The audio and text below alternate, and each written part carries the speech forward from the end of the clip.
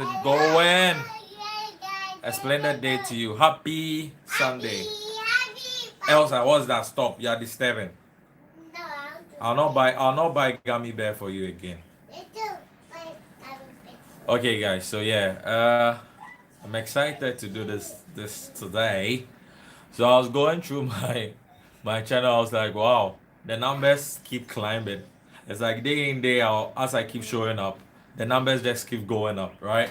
So I'm like, all these people, I think currently you're about 333, right? And I'm like, all these people, I don't even know them.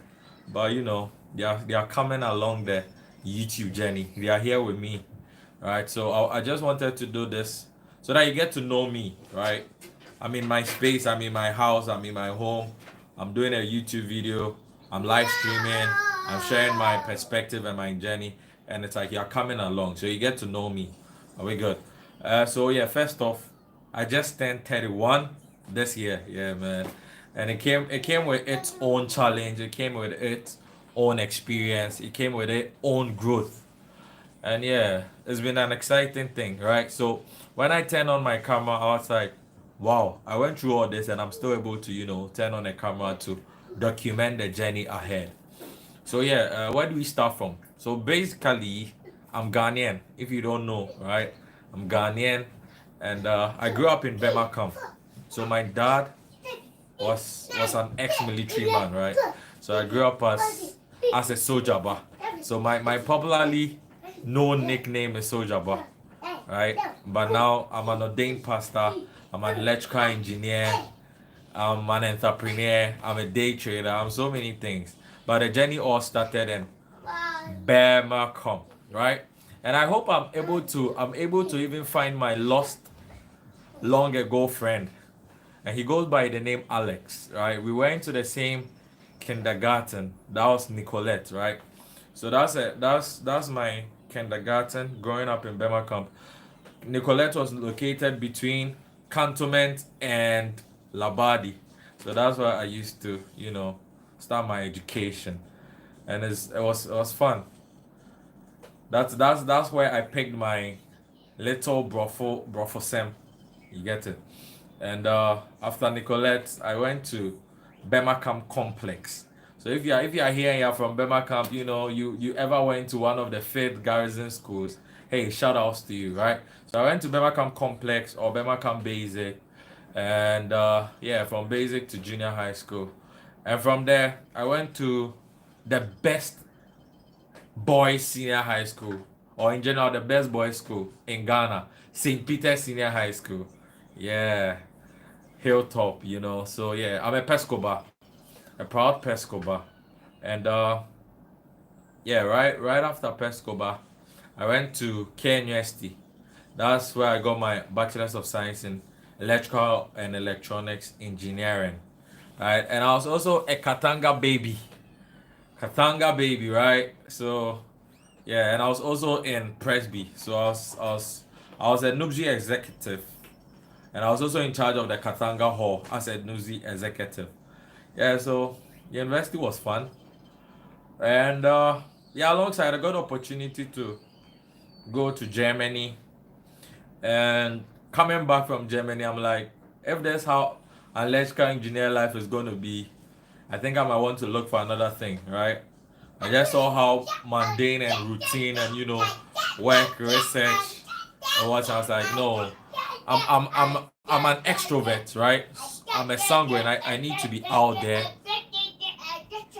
And so I was like, okay, what can I do? Elsa, stop disturbing. What can I do? I was like, okay, I need to explore something else, right? So I actually went to the US after that to go and study business administration and management.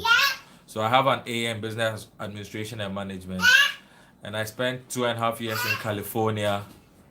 And you know what happened? One time, I call it 2 a.m. in California.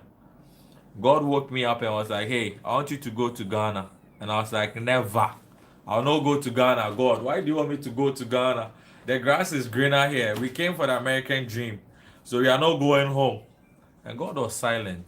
You get it? And And as a church boy, I couldn't really deal with the silence. Like, as much as I wanted to be in the US, God is saying go home. I'm like, why should I go home? If you want me to be, if you so I was going back and forth with God, like, God, yeah, I think you want me to be a pastor, right? So that's why I want me to go home. Don't worry. I'm gonna look for a church right here in San Bruno. I'm gonna be active. I'm gonna dedicate myself. I'm gonna be committed and all that. And I was doing all that, but God was like, silent and just watching. And I could feel it. I'm like, you are doing everything and yet God is silent. Would you be obedient or do you want to sacrifice? So yeah, that was my California experience. 2 a.m. in California. So I had to. It's like, hey God, I'm sorry. I'm sorry for being disobedient. I know I want to stay here. I know I want to make it big in the US before I go home. I know I want to get my Tesla. I know I want to build my house. I know I want to do all these things. But are you telling me to go home? That's not nice. But I decided to be obedient. And it wasn't easy. You think it was easy. No, it wasn't.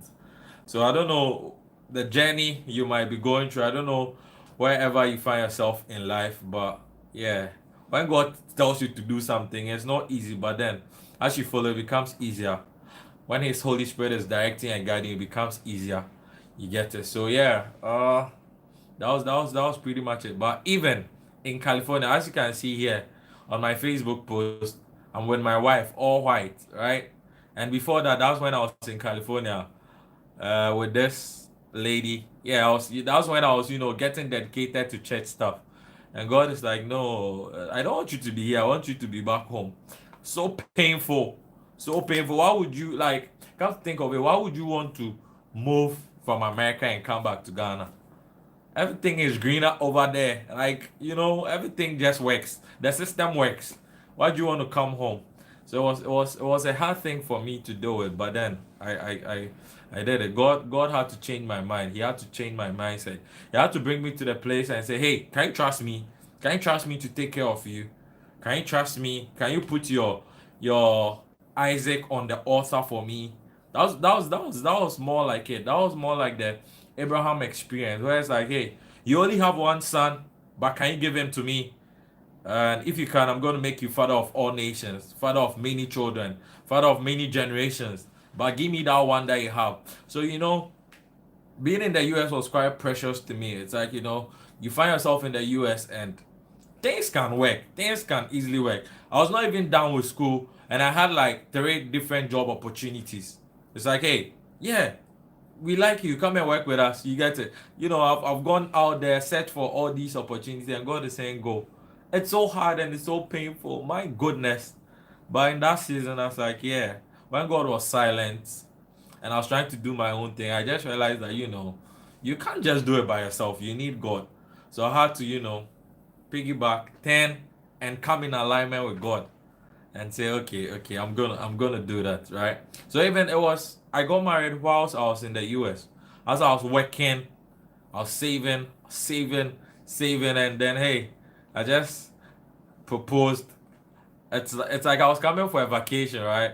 And I proposed. I was like, hey, girl, let's get married, because I have the money to get married, because I've saved up for it. And yeah, that was more like it. So it wasn't yeah, it was fun. It was fun. Like in a 3 month span, got married and went back to the US. I left my wife and I went back to school because I was still in school. And yeah, when God was like, I need you to come home. So I had to come. And when I came, man, when you come, you still have the ice on you. But it gets to a point where the ice runs out. All the ice is finished. And when the ice is finished, what do? You become hot. You are very hot. So yeah, I was in that situation, very hot, and I was now trying to blame God. I was now trying to blame God, like, God, why did you let me come home? When I was in the US, I was making a lot of money. I was very comfortable. Things were just moving. Things were just smooth. Why did you come home? And I was blaming God. I was blaming God. It's like I felt like being Job, right? When Job had that experience, it's like, he lost all his business deals, he lost his cattle, he lost his sheep, he lost even his 10 children, 7 sons, 3 daughters. A building collapsed on them. And it's like, Job was brought to a place where it's like he had to ask. Is God even there? Is God even with me? Is God even here? Can God even see me? You get it? And one time God showed up and said, "Hey, who are you? Who are you to question me? Who are you? Mere mortal. How dare you question God? When I was laying the foundations of the earth, where were you? When I was limiting the sea as to how far it can come, where were you?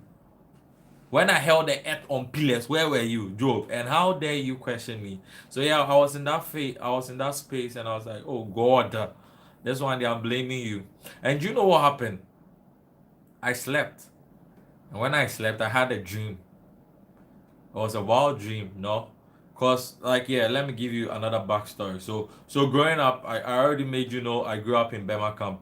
My dad, he's a retired forces sergeant major with the UN. He retired. His last mission was in Lebanon.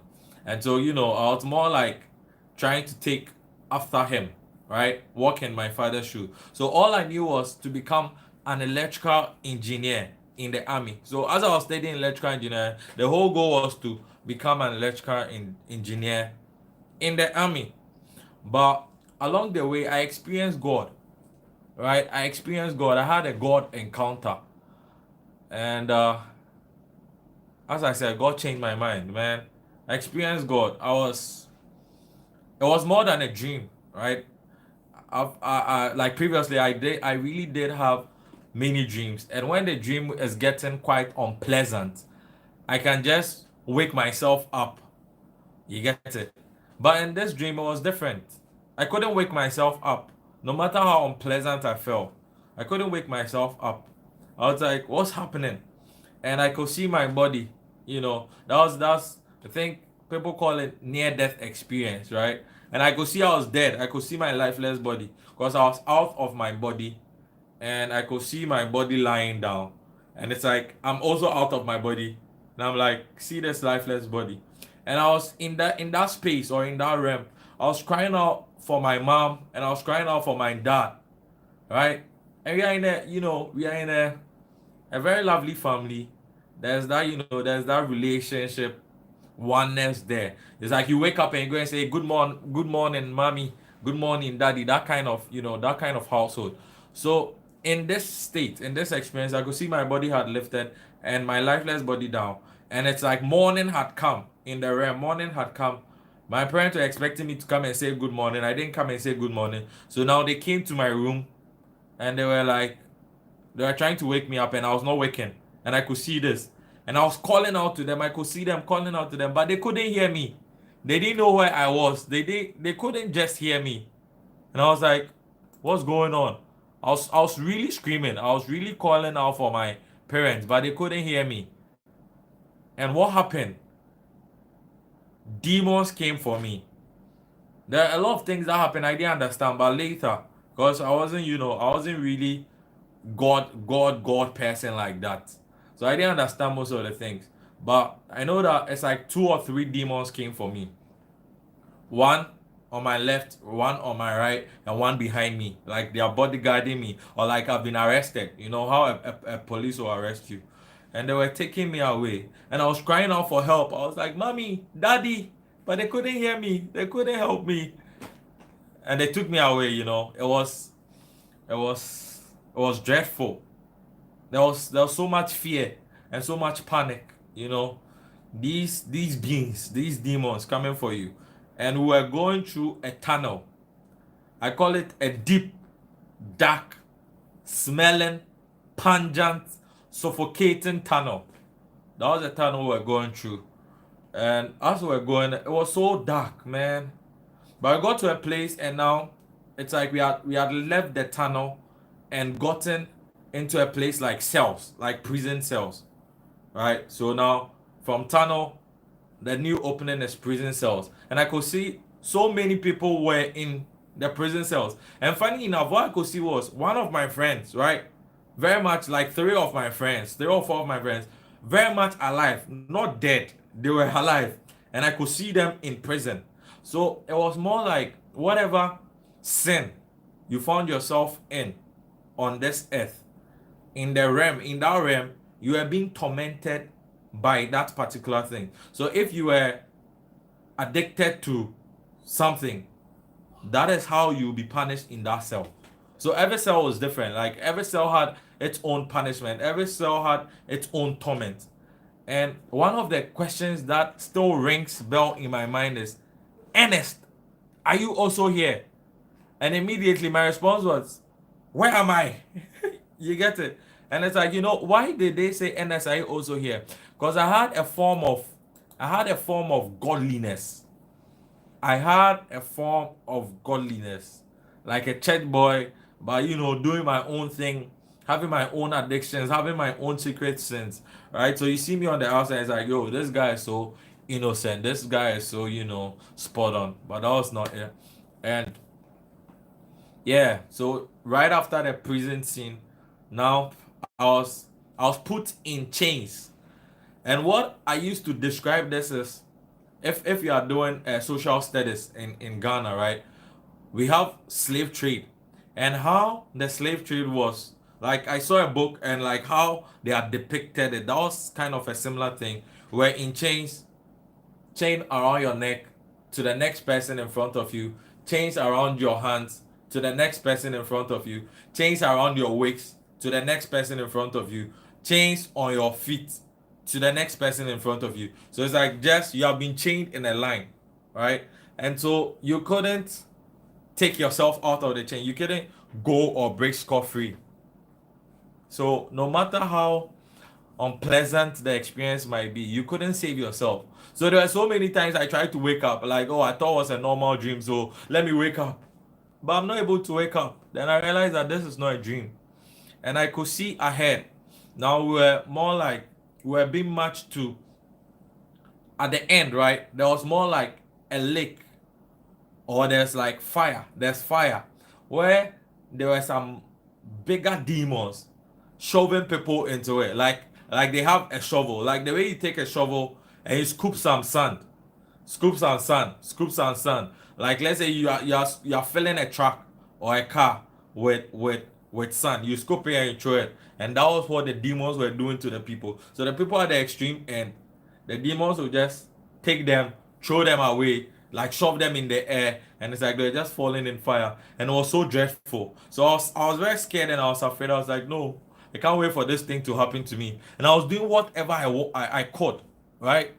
And what happened was, I was saying, God, I was calling out to God. It's like something inside me was still calling out to God. Something inside me was telling me that the only way out is God. So I was calling out to God. And I was saying, God, can you give me another chance? Can you give me a second chance? I was calling out to God. And the voice of the accuser came and said, no, you can't have another chance. You are doomed forever. It's doomsday for you. And when I heard that voice, it brought fear and panic and shivering. It's like it was just all through my body. I was like, oh, hopelessness. There was that sense of hopelessness in eternity, where it's like there can be no hope. Like there's no way you can be snatched out of this place. You are here. And there was also a verdict. You just know you are guilty as charged. Like whatever you are going through now, you can't blame anybody. Because it's like your life is testifying against you. I saw a screen, and the screen was just playing everything I had done. Like everything that merited for me to be there, where I was finding myself. It was just there. I was like, oh man, I'm guilty as charged. But I was still calling out to God. And what I saw in the moment was, I saw a woman who was praying for me.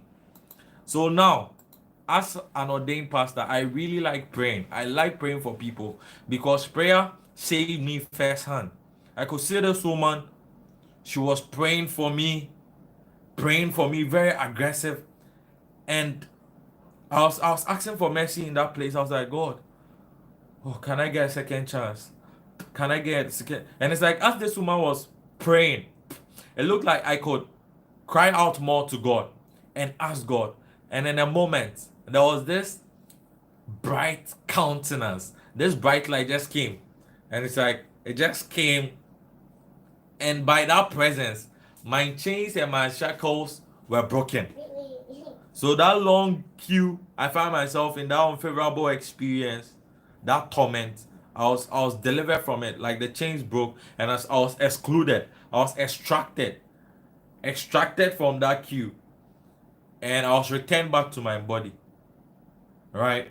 So that experience changed my life. Like that was my turning point. Right. That was when I said, God, I'm going to be serious with you. Like enough is enough. I've been doing my own thing. I've been going my own way, but I think it's high time I took you serious. Cause when I needed help and no one could help, you came through for me, right? So when I came back to my body, I was stuck in my room for 2 days. I didn't know what to do. I didn't know what to make of this experience. And one thing I remember was I went on YouTube and I was searching doomsday. Cause the voice of the accuser was like, you are doomed forever. And I was like, doomsday. And I began seeing people having similar experience. And as I'm watching the YouTube video, I'm like, this person has seen what I've seen. Like this person has experienced what I've experienced. It's like this is so accurate. And I'm like, how did this person get to, express what I've experienced? And it was an experience I cannot take out of my mind. It's like there's no way I can sleep it out or say it's not there. It's like engraved and engrafted in me. And that was my turning point. You get it? So you see that even though my goal was to become an electrical engineer in the Ghana army, now it had changed. It's like now I want to be a man of God. I want to be in God's army. I want to serve God. You get where the turning points came. So yeah, I was like, so I got my bachelor's in electrical engineering, all right, but I didn't go on to become an army officer, right? And become an army officer is a good work. You get paid well and all that.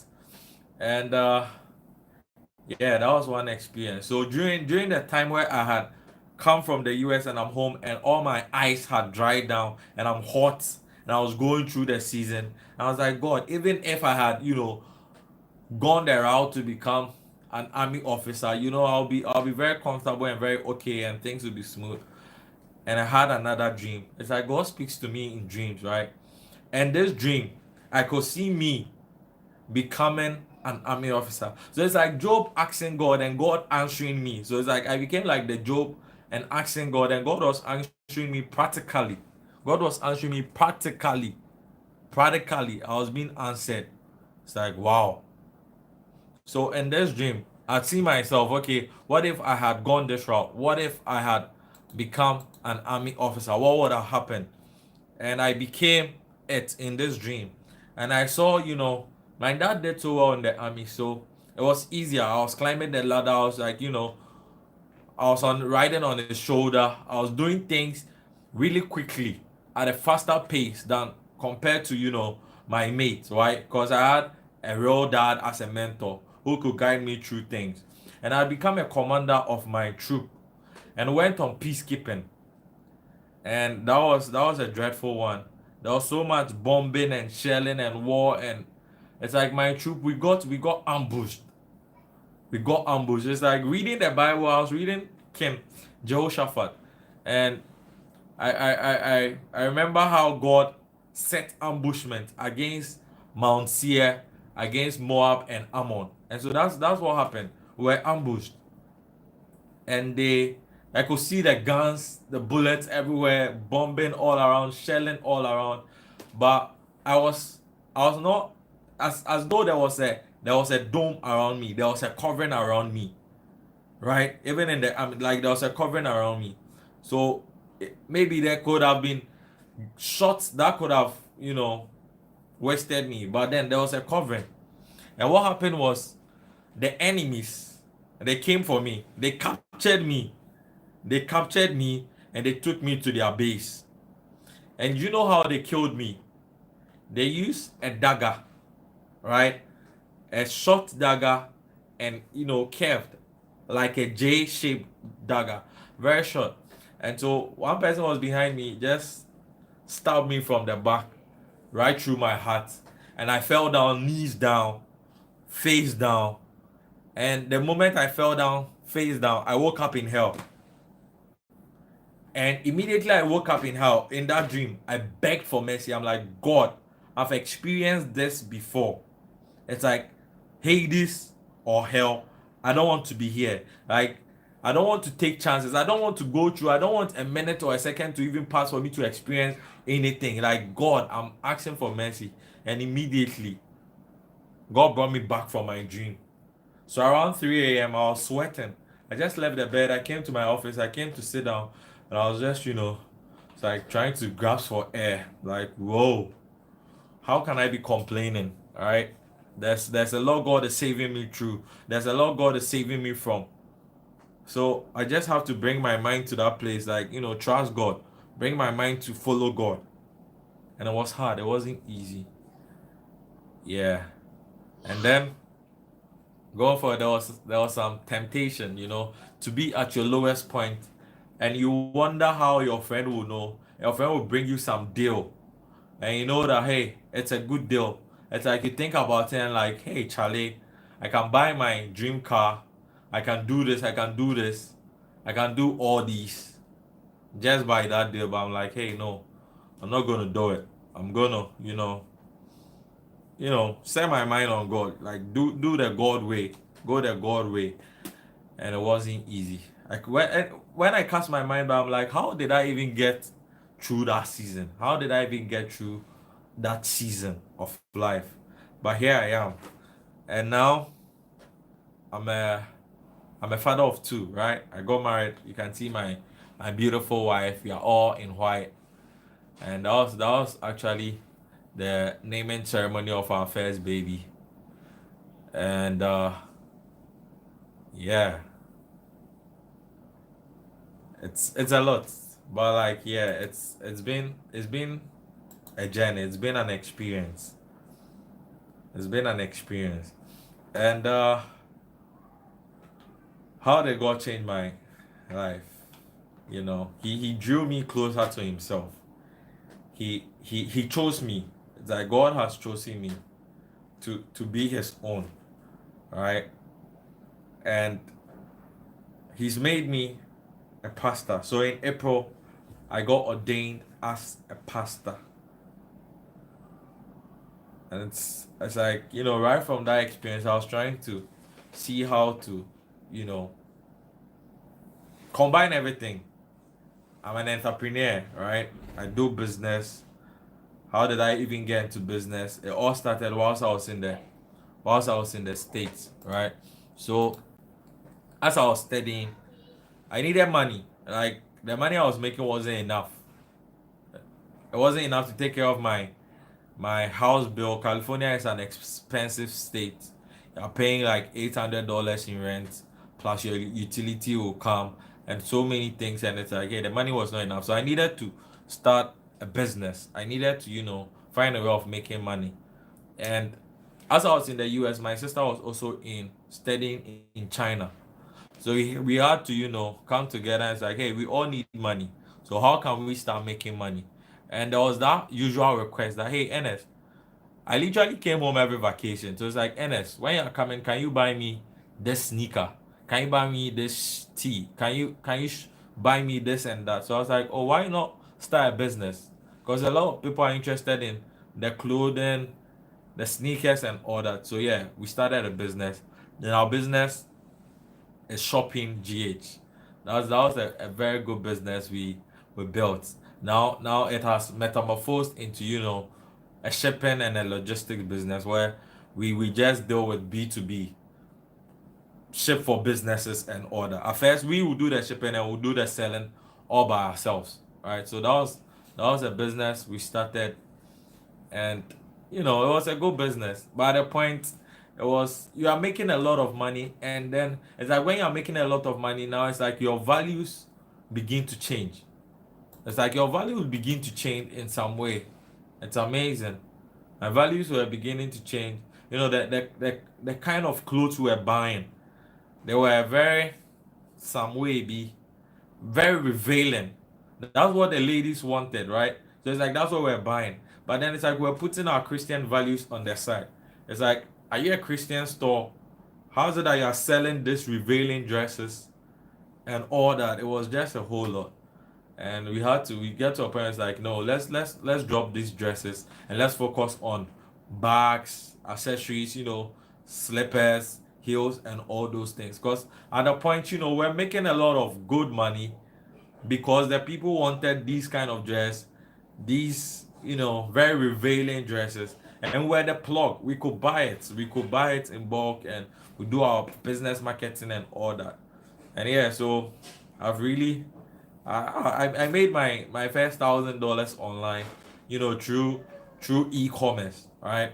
Starting an online business, starting an online store. So it's something I easily teach. It's like, hey, you want to start an online business? It's so easy. It's second nature to me now because it's something we've been doing over and over again from about 2017, 2018, right? And that has been our business. But right now we've grown in it, so it's more like we are on there handling the shipping thing. When you're a business and you come and say, hey, NS, I need you guys to, buy these products for me. We do that, we ship it for you, and you do that. But as to we personally handling most of the things, we've actually gone past that, right? But we still have a business that handles a lot of those things, right? There's another person handling it and all that. So yeah, but that was it. As an entrepreneur, man, you have to find ways to make money. You have to find ways to make things work. And going forward, you realize that COVID hits, and as I was stating, how I got introduced. Like now, I want you to know me fully, right? So when I'm online, you notice that hey, this is the person you are relating with. Yes, this is me.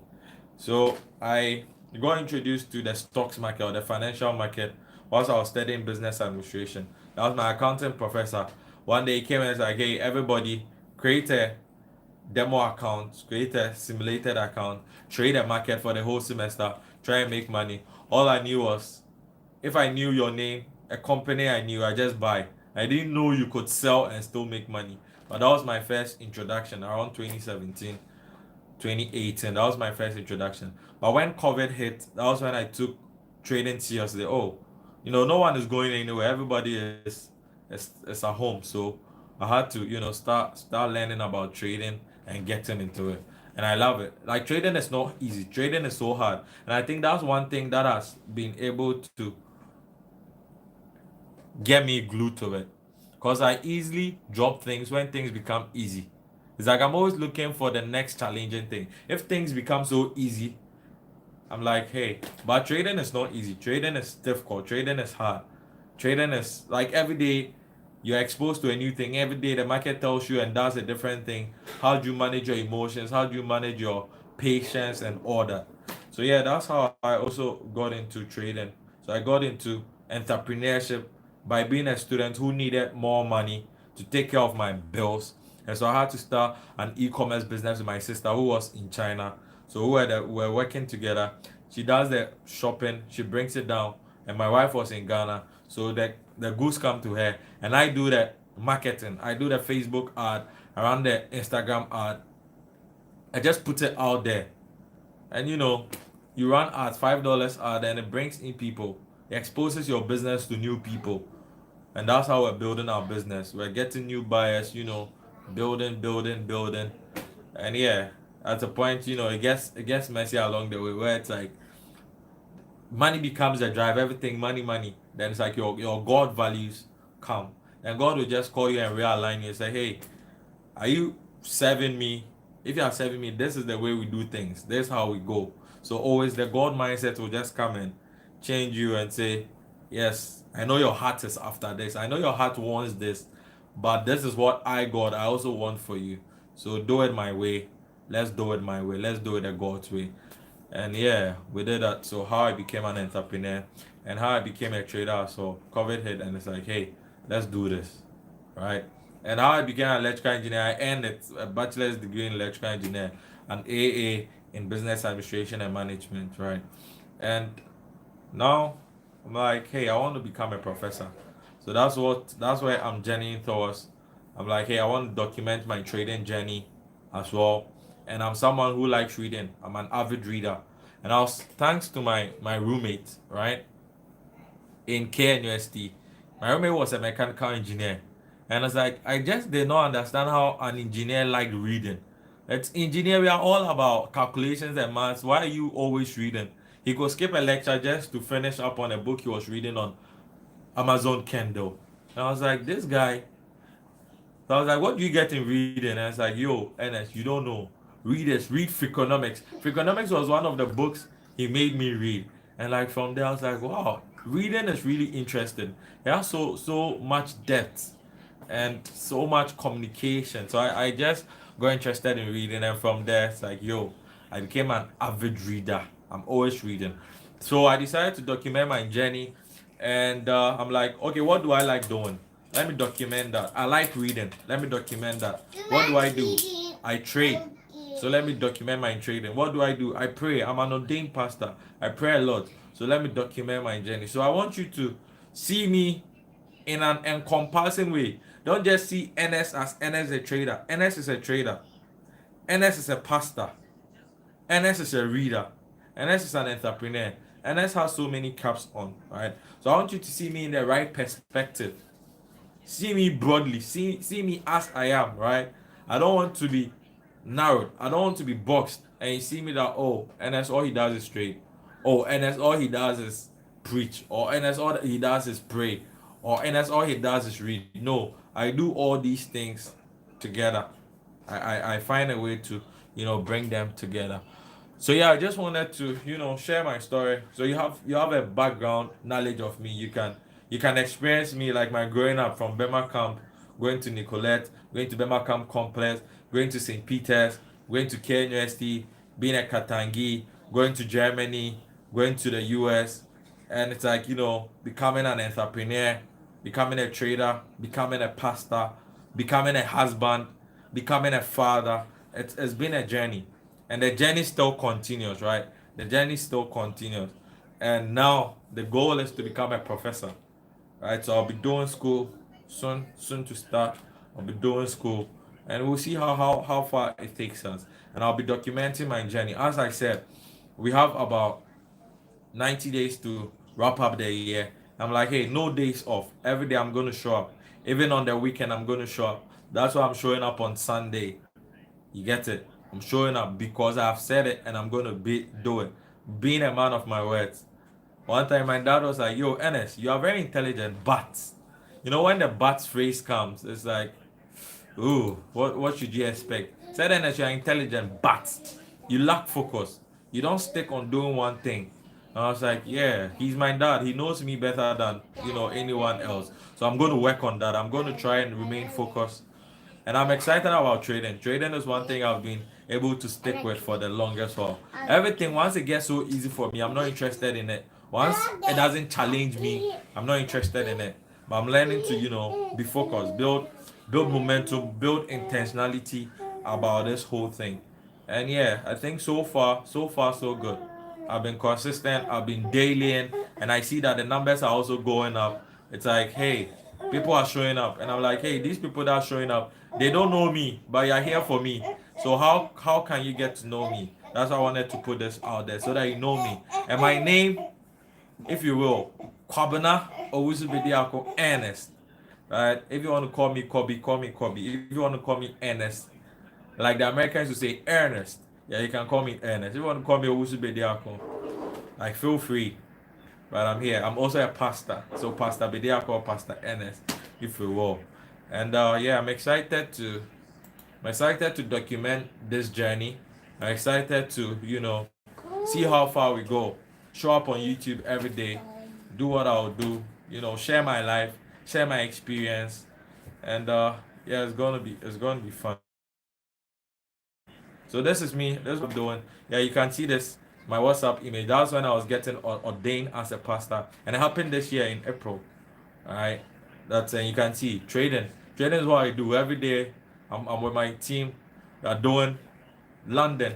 But now my lifestyle has, shifted a little. So I'm more in tune with trading the New York session, right? That's why I do the New York stream. Because London, I'm a little busy, I'm a little occupied. So I cannot be so much available. But it's like, hey, I I do this. So you can see my representation, and then the image is just a representation of me. You can see my favorite tea that I got it designed for me. That's what I'm in right now. As you can see, the prayers up, preacher, leader, pastor. All right, so that's it right there. I got a designer to do it for me, and I got it printed, and I love it. I love it. And yeah, so I got ordained as a pastor. I'm a day trader. I trade for a living, and I'm becoming a creative as well. You know, when you start YouTube, you must learn to be a creative, anyways. Cause I just did this thumbnail yesterday, right? I just did it yesterday. I was like, whoa! I use Canva, so you see, I'm learning how to do these things. Created this thumbnail by myself, and I'm excited about it. I did a couple of them, and my wife was like, "Wow, you did it by yourself. It's so nice, well done." And I was like, I was proud of myself and all that. Yeah, I teach. I do one-on-one sessions when it comes to trading. It's like, hey, Ernest, I see you do this. You want to sit with me? I have that one-on-one session, either via Zoom or in person, provided you are closer to me. You get it. And this is my beloved and lovely wife. As you can see, we named our first child, and we're about to name our second child. When it's time, those who can come will be invited. And this was when I was in the US, right? I was in California, specifically California, San Bruno, California, and yeah, for 2.5 years. And I'm a crypto person. I trade. These are my charts and my books. I read a lot, man. When I'm reading, I'm either doing a hard copy book. Yeah, I have a book around here. This is the current hard copy.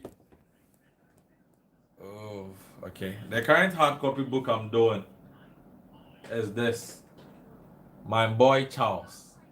I really aspire to be like Archbishop Ajinasari. So after I read this book, my boy Charles, I also wrote in my journal. I wrote in my book, I wrote in my book like, hey, my boy Annie, my boy Annie. So yeah, I think my memoir will also come in the future. And funny enough, this is how I dress for my traditional wedding. My traditional wedding. This is how I dressed actually for my traditional wedding. So yeah, it's a book I'm enjoying, and yeah. So I read either a hard copy or I do audiobooks. So I use Amazon Audible. Sometimes I can just load my account and purchase like $100 worth of books, and you are good to go. And I also do uh, what is this? The Headway app for book summaries, and I use the Blinkist app for book summaries as well. And it's like in 15 to 20 or 30 minutes, you're able to grasp so many concepts, right? So many books, so many good reads. You're able to grasp that, and yeah, pretty much that is it. So yeah, guys, you're here with me. You don't know me, but now you know me. The story has been told. You know me. I'm Ernest Osubediako, and yeah, you're welcome. Let's do this together. And I'll hang around for the next 3 hours because I've decided I'm showing up, and as I'm showing up for real. It's no gimmick, it's no cliche. I'm like, hey, I'm showing up, and I'm going to show up for real. So in the next 2 hours, the thing keeps taking pictures. Okay, how do you take that picture? It's like two pictures have been taken already. Okay, yeah, all right. So yeah, in the next 2 hours, let's dive or delve into a book read. All right. So it's fun. I'm excited about this journey, and let's see how becoming a YouTuber goes alongside. It's like what I basically did was like I already do these things, so I might as well pick a camera and document me doing it. Because this is how my 9 to 5 goes. This is how my day goes. So just stand on a camera and document it. So that my generation, my children will come and go like, hey, grandpa was so cool. Look at grandpa right there. You get it's gonna be fun. They can, look at grandpa and know grandpa's thought process. So yeah, God has changed my life. God has changed my mindset. I've been studying a lot. The Bible says that this book of the law shall not depart out of your mouth. shall not depart out of your heart. So I study to show myself approved as a workman that needed not to be ashamed, rightly dividing the word of truth. I'm always studying my Bible, having my quiet time, reading books and order. And it's, changing my mind. It's bringing me in the it's just aligning me with God's ordained purpose for my life. You get it? So yeah, God can change your life too. So I preach Christ. You can give your life to Christ as well. And yeah, we're good to go. So right now, what are we getting into? We are getting into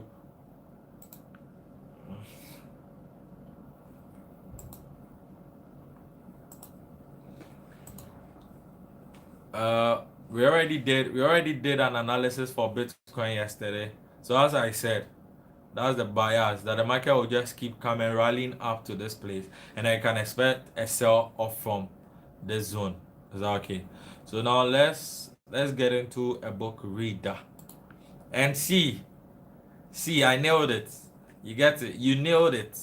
Your September Blinks report is ready, and trust us, it's juicy. So let's celebrate a win. You are in the top 1% of Blinkist users. I'm an avid reader like that. I just love to read. You get it. So yeah, your September in Blinks. You spent 208 2,830 minutes learning. Oosh. You discovered 1,981 new ideas. Oosh. You spent 17 days on the app. Oosh. That's good. Yeah, let's see more. Your top category was personal development. You are in the top 1% of personal development. Ooh, that's interesting. And hungry for more. Based on your recent reads, we think you will enjoy how to think more about oosh. No, no, please. Maybe later. Later. How can you be reading personal development and want to switch the whole thing? Man, that's not how we roll. Let's go. The daily laws. 336 meditations on power, mastery, strategy, and human nature. All right. Uh,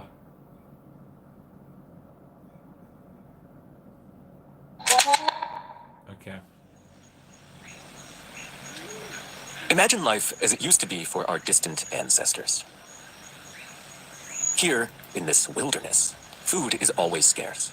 Danger is everywhere. The weather can shift in a second. A predator could be crouched in the grass. Everywhere there are threats and obstacles. One bad decision, one moment of inattentiveness, and that's it. Game over. Here, failing to pay attention to reality means at best injury and at worst, death. You want to go upstairs? The brain evolved to keep us alive in this environment.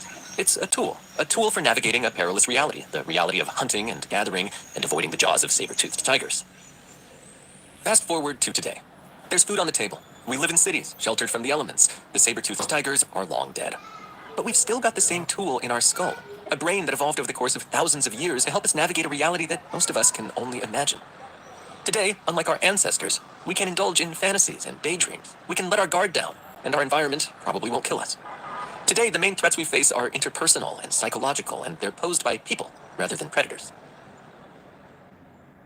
Now, these dangers are subtler than the dangers of old. It's possible even to ignore them, to pretend that they just don't exist. It's possible, in other words, to detach from reality, to become naive. But the dangers are very much there, and you ignore them at your peril. The purpose of these blinks is to bring you into intimate contact with the reality we live in now. So let's do it. My name's Brian, and I'll be accompanying you on this quick trip through the Daily Laws by Robert Greene.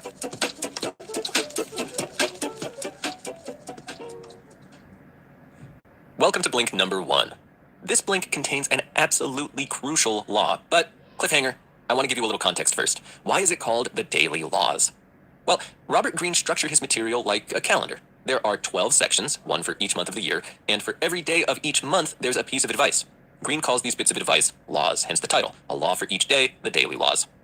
I'm going to cover each month, choosing what I think are the most important laws. And just heads up, the first 3 blinks aren't really about bringing you into closer contact with the interpersonal perils of reality today, but don't fret, we're going to get there. Okay, ready to start? Then let's begin at the beginning. January. And sorry, one more thing. If you're listening to this and it's not January, that's no problem. Just think of this as the January of your journey, the beginning, the head of the trail.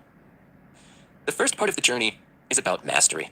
And the first step on that journey is identifying your life task. That's what this blink is about. We won't get to mastery in this blink. Mastery is the theme of blink number 3. We'll get there soon. This month, there's one law that's, as I said, absolutely crucial.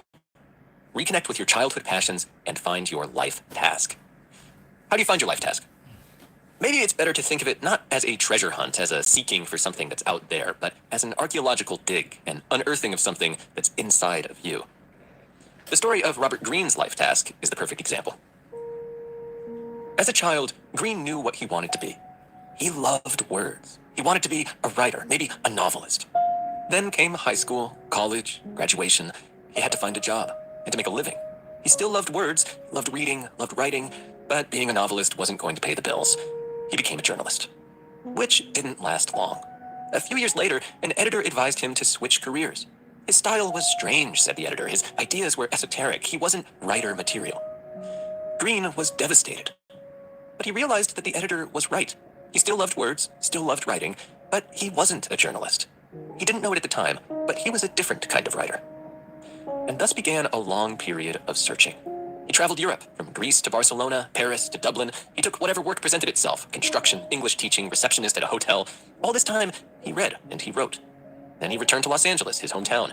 He worked more odd jobs, but he was always reading, always writing. By the time he was 36, he'd worked about 60 jobs since quitting journalism.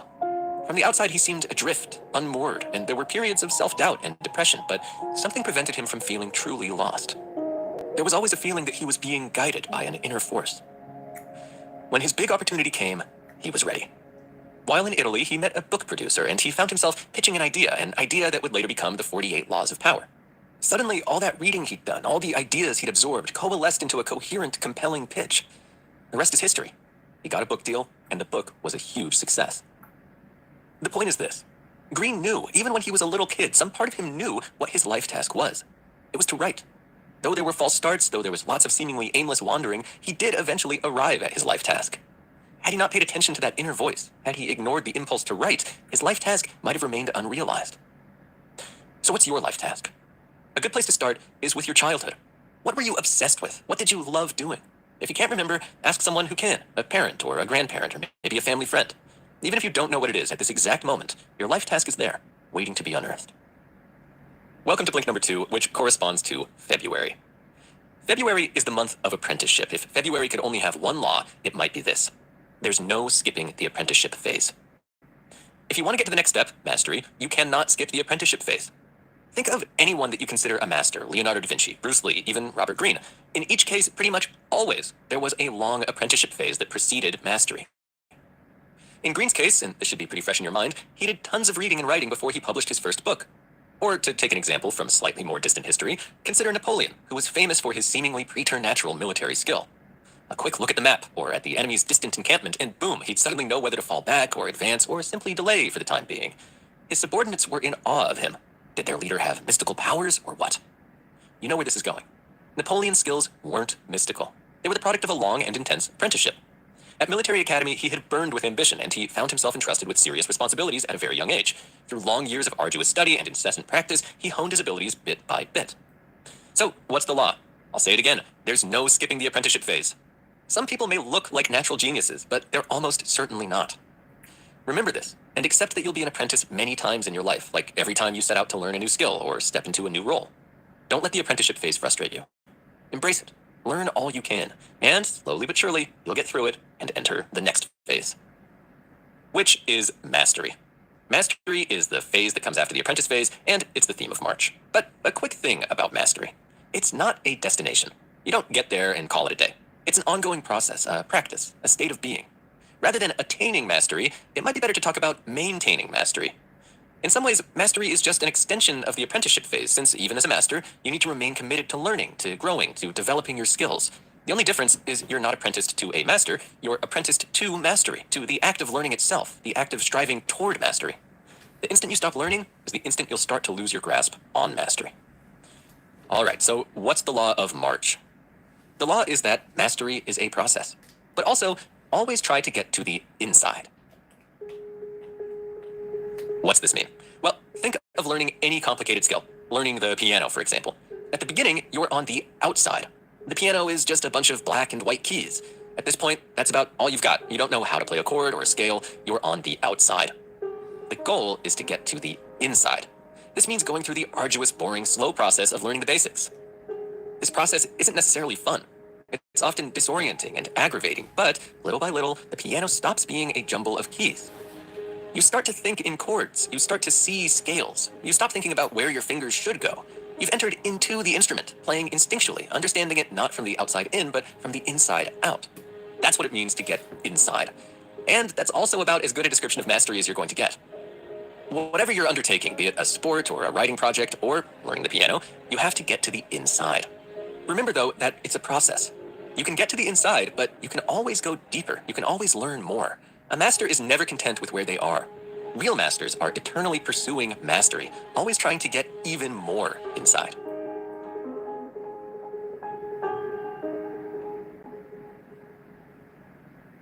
It's time for a subject change.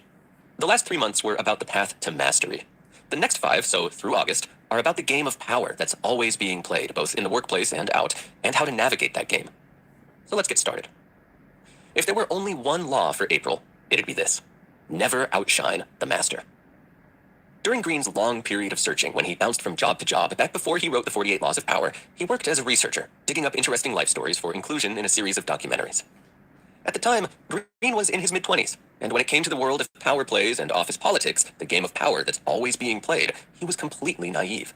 He had no idea there was a game, and he paid a price for that. He was great at his job. He was ambitious, he was friendly, he had excellent ideas, but for some reason, his boss seemed to hate him. So Green did everything he could to make her like him. He talked to her more, he tried to get her more involved in the development of his ideas. This didn't help. Actually, it seemed to make the problem worse. In the end, baffled and frustrated, he quit. So what had Green done wrong? Well, in short, he'd outshone the master. He'd been too hungry, too ambitious, simply too good at what he did. His success made his boss feel insecure and violated this month's law, which, say it with me, is don't outshine the master. Now, this was hard at the time, but long term, it helped Green. He lost his naivety and became an observer and a player of the game of power, which I'll be talking about even more in the next blink. May's law is short and sweet. The game of power is always being played. Always. That's the reality. You can pretend the game doesn't exist, but that doesn't put an end to the game. This gives you 3 options: embrace it, deny it, or accept it. Embracing it, really loving the game, can be an issue. I'm talking about the Machiavellis among us, the people who both delight in manipulation and con artistry and also think these are the only tools you need to get through life. They fail to understand that, yeah, sure, people are power hungry and manipulative, but they can also be empathetic and cooperative. Not understanding this means that the true blue Machiavellis pretty much always fall from power. They never get past a certain point because they don't understand all sides of the game. Now, denying the game also has drawbacks. That is, if you want power. It doesn't matter whether you truly believe there is no game or whether you find participating in the game distasteful. Total non-participation will result over time in you being pushed aside. You may be fine with that. You may not want power and responsibility precisely because attaining it requires game playing. If you want responsibility, though, if you want power, there's one approach that's better than the rest: acceptance. Wanting power? That's just part of human nature. It always has been. It always will be. You don't have to like it. You don't have to dislike it. All you have to do is accept it. The game is always being played. Always. If you accept that, you can choose to stay on the sidelines sometimes, simply observing. Other times, you can engage, using your knowledge of the game to improve your position. Other people are playing this game constantly, so it behooves you to learn the rules, to understand the laws of power. So remember, the game of power is always being played. Always. There's no opting out. And it's best to simply accept that. Let's assume that you want power. That's understandable. It's only natural. Most people do. What are the tools that will help you get it? Well, one invaluable skill is the art of deception. Officially, we disapprove of deception. Good people are forthright, frank, honest. They tell the truth, whether it's in their interest or not. Lies and masquerades, on the other hand, are the preserve of cowards and con artists. At least, that's the official line. In reality, human interaction depends on deception, on bluffs, half-truths, and sometimes outright lies. If you want power, it's best to acknowledge this and use it to your advantage. You don't need to constantly deceive others, of course, but you also shouldn't deceive yourself. Deception is part of the game. So which law have I chosen for June? Here it is. Never unintentionally disparage someone's intelligence.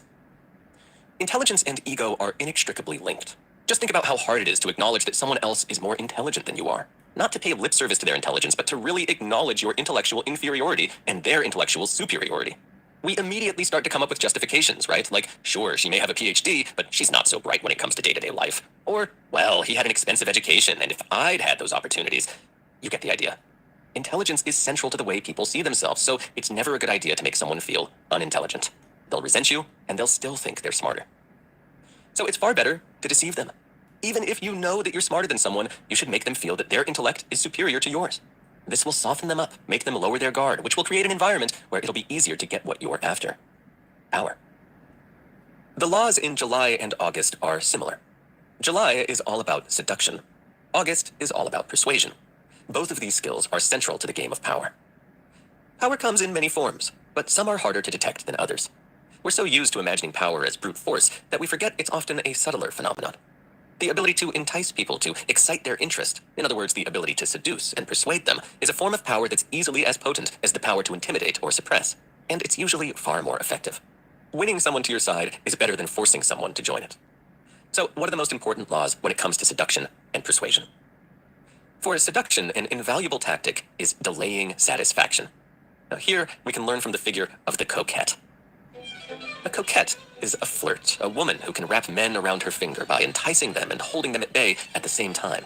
She seems to hold out satisfaction in the form of sex, attention, or love, only to dash her suitor's hopes by changing her capricious mind once again.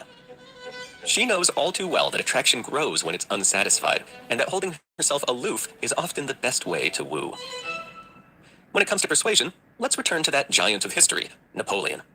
Just as a coquette keeps her suitors on the edge of their seats, promising satisfaction yet never quite giving it, Napoleon, history's greatest manager of men, kept his subordinates in constant suspense. Here's how. He knew precisely how to use reward and punishment to influence behavior. He rarely rebuked people, but that made his rebukes all the more effective. Their rarity gave them extra force. He also rarely gave praise or promotions, and when he did, it was only ever merit-based. Again, the rarity of the praise increased its value tenfold. The effect this approach had was this. His soldiers were in perpetual suspense, always afraid of displeasing, always hoping to impress. And you're probably familiar with the result. Napoleon commanded millions of young men, none of them particularly disciplined or soldierly when they first came into contact with him, and transformed them into an army of exceeding power and effectiveness. So that's August's law.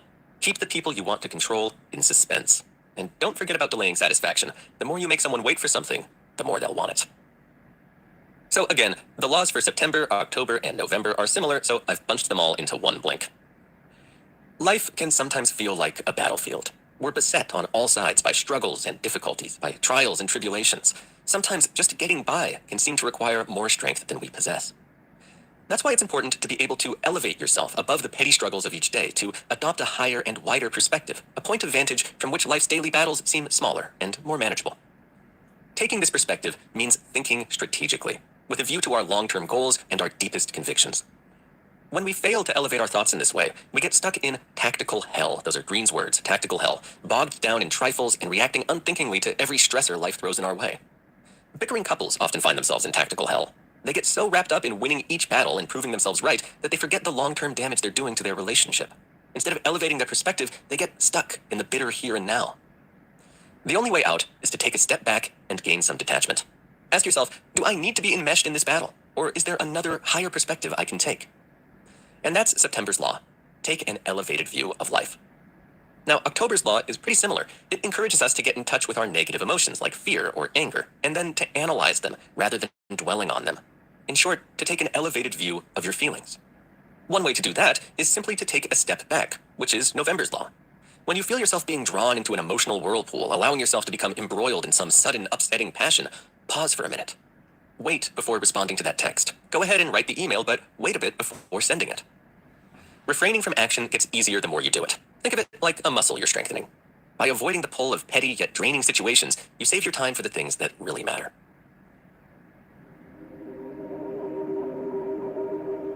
This is the last blink, and it's about taking the themes of the previous blink to an even higher level. What are the things that really matter in life? What is it you should spend your precious time doing? If not squabbling, if not battling, what are you to do in the spare moments that life affords you? Well, you could start by appreciating life more, by intensifying your sense of awe at the grandeur of the universe and reflecting on your good fortune for existing within it. Far too often, we allow our minds to circle the same pedestrian, uninspiring topics day after day, thinking about our bills and our chores and our reputations. But what if you made a conscious effort to dwell on grander things instead? On the limitlessness of time and space, on the eons of evolution that went into creating us, on the awesome power and complexity of the human mind. Robert Greene has a name for this grandeur. He calls it the cosmic sublime, the magnificent, in other words. How much richer life seems when we attune ourselves to this beauty instead of the fanfare of the media and its cycle of celebrities. A great role model here is the writer Virginia Woolf. When she was 23, she returned for the first time in years to her family's cottage by the sea. In the intervening time, her mother, father, and closest stepsister had died.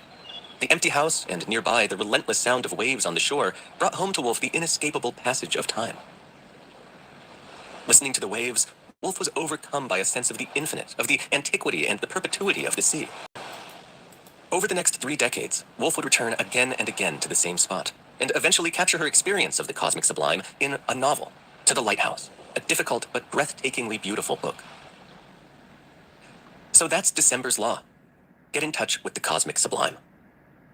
These blinks were, for the most part, about the game of power and how best to play that game, but remember, it's crucial to rest, to take a step back, to remember that the game, though it's always being played, is just a human invention. If you get in touch with the cosmic sublime, best case scenario, it results in a breakthrough, a creative work like Woolf's novel. At the very least, it'll leave you refreshed for the next round.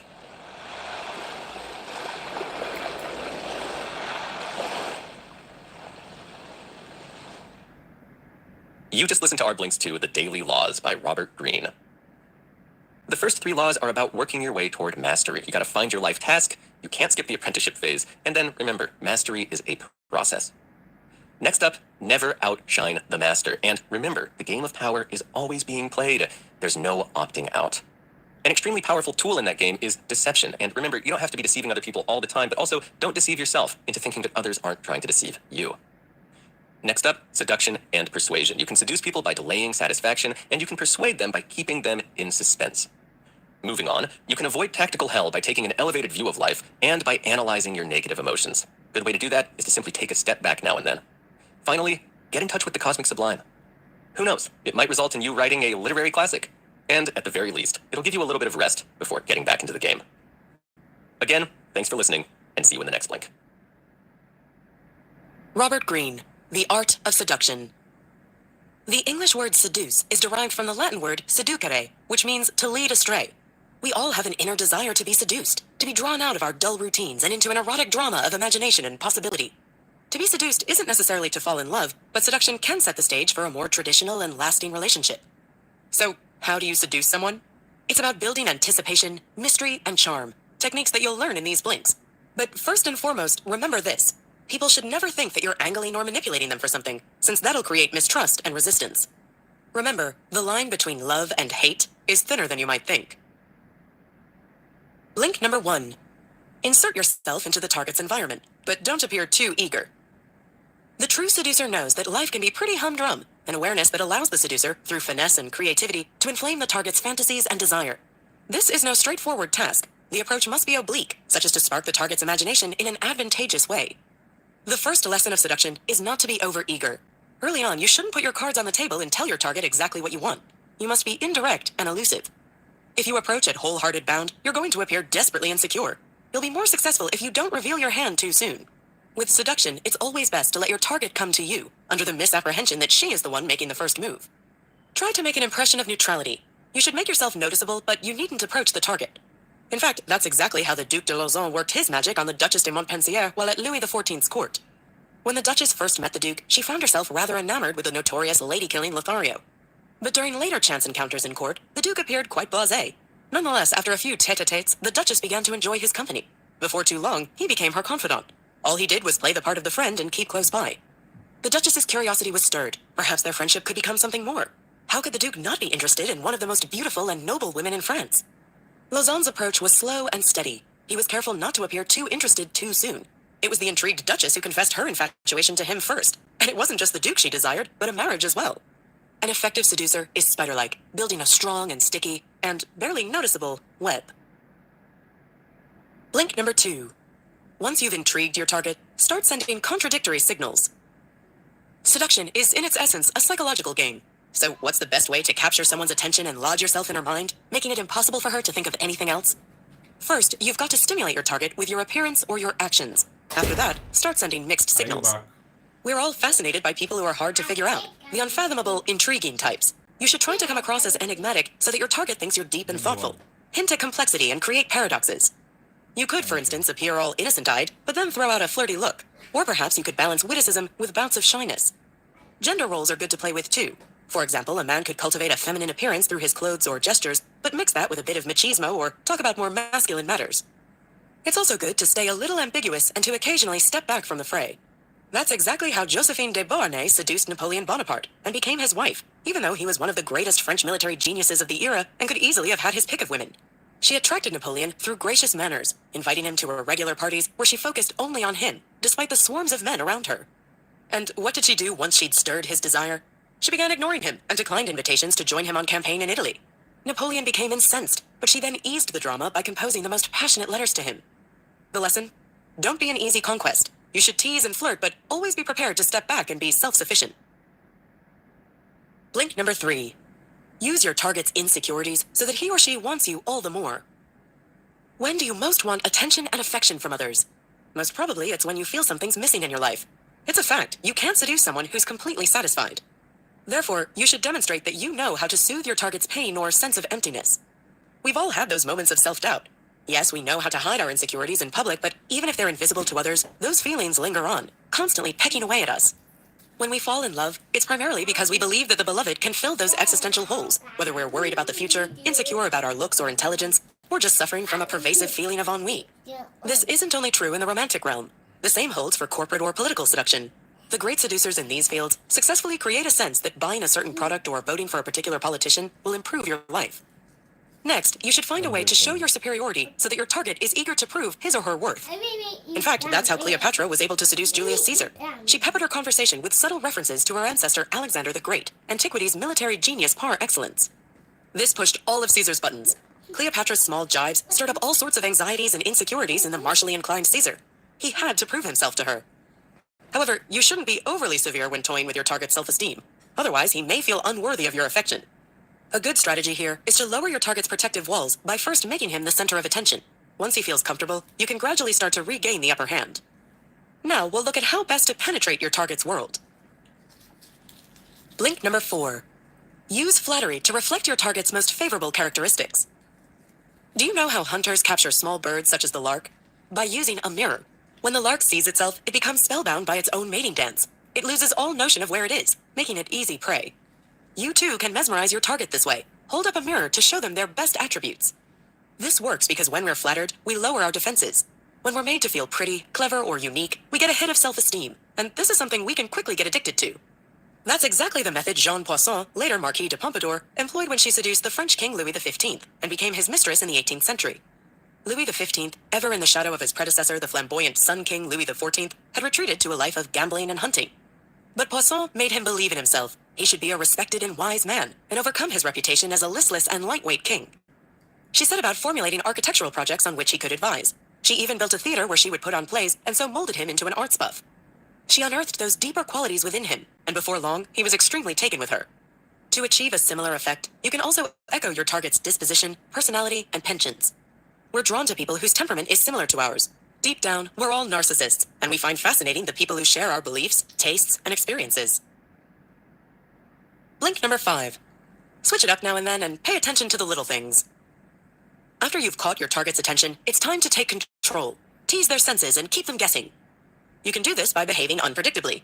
The secret here is to offer novelty, suspense, and spontaneity. If you're too vanilla and plain, the target will just lose interest. We all enjoy the thrill of being kept on edge. Just think about watching an engrossing movie or reading a book. We're quite happy to passively let the story lead us through its manifold twists and turns. This kind of mutability is seduction incarnate. There are many ways to keep your target on tenterhooks. All it takes is a bit of creativity. Try to see it as a fun challenge. Perhaps you could take your target to new and exciting places. Maybe you can change your style up a bit or give unexpected presents. The best surprises are those that reveal your rich personality. People tend to make snap judgments about others right after meeting, and since the first impression they make isn't always the most natural, it's important to counteract these judgments. A little variation keeps things fresh. It's fine if you're shy and reserved at first. You can always reveal a bolder or more adventurous side later. Another way to attract your target is to use little flares to intrigue them and pique their interest. Show off a little by using glamorous touches in your personal appearance. A touch of peacocking never goes amiss. Perhaps you could catch their eye with clothing, jewelry, fragrance, or the atmosphere conjured by the decor of your home. On that subject, that's how Jean Poisson liked to work. She'd welcome Louis XV to her warmly lit room and wear enticing perfumes. Each time, her clothing would be different and there'd be little trinkets to entice the king. Blink number 6. There'll come a moment for you to prove you're willing to go the extra mile. As the saying goes, actions speak louder than words. And that's true in seduction, too. When the time comes, it's important to show you're a virtuous person, someone who can act selflessly. This will eliminate any doubts your target may have about you, and they'll begin to truly trust you. That's what attracted Napoleon's sister Pauline Bonaparte to Jules de Conneville.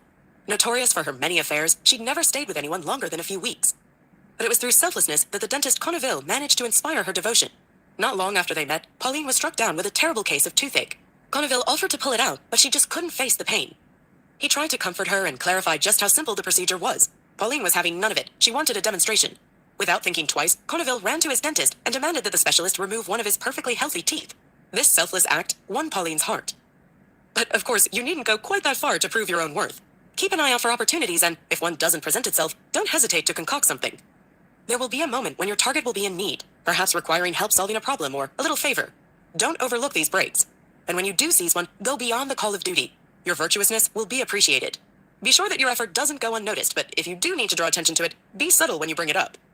For this to work, you'll have to be attuned to your target's needs. There's no point proving yourself through physical feats of daring, for example, if the target is not into that. Blink number 7. Let emotional attachments from your target's childhood be the grist for your mill. Childhood memories can provoke all sorts of powerful emotions, ranging from tenderness to feelings of abandonment. And once they're unearthed, your target will be even more receptive to you. In fact, you can use your target's memories to strengthen your emotional connection. Perhaps you know that many of Freud's female patients fell in love with him. Well, this happened because these patients recollected moments from their childhood in his presence, which created a deep feeling of emotional connection. When Freud delved into his patients' memories, especially those associated with their fathers, he remained distant but still present. The patients projected strong emotions onto this silent and caring figure beside them, seeing him as a father figure. This effect, known as transference, is a powerful tool in Freudian therapy, as it's used to revive long-repressed feelings. We all long for those youthful days when we were happy, unfettered, and secure. If you can stimulate those feelings in your target, it won't be long before they start to associate those emotions with you. This means they'll also shift all kinds of fantasies onto you, including ones of a loving and sexual nature. For that to happen, you have to start by being a good listener, just like a therapist. Let your target talk about their childhood, urge them to recall memories, and in the process, collect details about their weaknesses and emotional triggers. However, try to remain detached from your target's sentimentality. Instead, listen for what goes unsaid as well as said, and note recurrent themes. Then, once you know what your target was attached to during childhood, or what she misses about her parents, use that information. You can take on the role of caregiver, or work out how to fulfill your target's deepest need. She might need protection or discipline, or a sense of direction. It's all about listening. Blink number 8. If you spot any anti-seductive qualities in yourself, trash them. Have you ever been immediately repulsed by someone on first meeting? It's probably because you've been confronted with a quality or character trait that's deeply anti-seductive. As an aspiring seducer, that's a lesson to bear in mind. It's vital when seducing someone not to display your own anti-seductive characteristics. There are 3 big ones. First, it's hugely unattractive to appear ungenerous. People who can't give materially are equally unable to give emotionally. Being miserly with money is a sure sign that you won't be able to open up emotionally when it comes to seduction either. Worse still, if you're unaware of your lack of generosity, you're far more likely to think yourself magnanimous in a situation where you're only splashing a few pennies. You'll just come across as pompous. Second, humorlessness is a big no-no. A lack of humor is an indicator of deeper issues. If you are mentally or even physically rigid, it's a sign that you won't adapt to new situations. You'll keep to a few basic truths and expect people to adhere to them as well. Also, if you're humorless, you won't enjoy the thrills of life. Perhaps you'll also be overly sensitive and unable to take any jokes made at your expense. It's deeply unattractive and indicates that you're insecure. That's no way to seduce anyone. Third, a lack of attentiveness won't do you any favors either. If you're not attuned to the situation or able to read subtleties, you'll only cause resentment in the long run, especially in relationships. This is not only frustrating, but also doesn't gel with what we've learned about seduction, which, as we know, relies on the use of details and particulars. Just remember, if you recognize any of these traits in yourself, be sure to eliminate them. Thanks for listening to our blinks to The Art of Seduction by Robert Greene. The book's main takeaway is that to seduce someone, you have to maintain the upper hand and understand what makes a person enticing. Use the power of psychological techniques to attract your target's attention. Be confident, instill the right feelings in them, and enchant your target by attuning yourself to their emotions. Remember to be subtle and mysterious, and to pay attention to details. control your demeanor and behavior, and perhaps most importantly, stay unpredictable. So how can you apply the concepts of these blinks to your own life? Surround yourself with friends and admirers. To appear more desirable to someone, make sure that he or she sees you surrounded by friends or flirts. The way your target sees you will be influenced by the perceptions of others, and the more admirers you have around you, the more attractive you'll appear to your target. Got feedback? Just drop an email to remember@blinkist.com.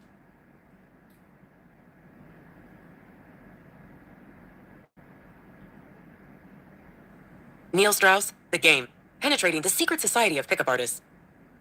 You've always been a very bright man, and a very helpful one, the nicest one in fact. Yet, you never got laid, and you still never get laid. And you wonder why that is. You wonder how to turn things around and seduce all those pretty women around you. Well, how about learning from people with experience? How about learning the pickup tactics that thousands of men have used successfully for years? These blinks provide you with a sometimes disturbing insight into the rise of a seduction community in the United States in the 1980s. A community the author... He knew its members, its gurus... This content is brought to you by Blinkist. Mark Manson, The Subtle Art of Not Giving a Fuck, a counterintuitive approach to living a good life. We live in an era of opportunity. Whether we want to choose a career, a partner, or the best news source, we have a multitude of options available to us. So why isn't it pure bliss to be alive? Why are so many of us stressed out and unfulfilled? After all, we should have everything we want. Well, it's because we're trying to do it all. We have so many options open to us that we end up concentrating on all our different choices and opportunities all the time. In short, we're spreading ourselves too thin and burning ourselves out. So what can we do instead? As these blinks show, we need to find out what is important to us and concentrate on doing that. Everything else, we shouldn't give a fuck about it. These blinks will help you discover which few things are important enough to you to give a fuck about. Blink number 1. Whatever you do in life will be a struggle, so you need to find the struggle that's right for you. What do you really want out of life? In other words, what's your ultimate goal, the achievement you want written on your headstone? It's not such an easy question to answer, is it? Sure, many of us will claim that we want happiness, a loving family, and a job we enjoy, but these are pretty vague ambitions. And vague ambitions are problematic because they won't push you to strive for success. Unfortunately, if you want to get anywhere in life, you'll have to struggle.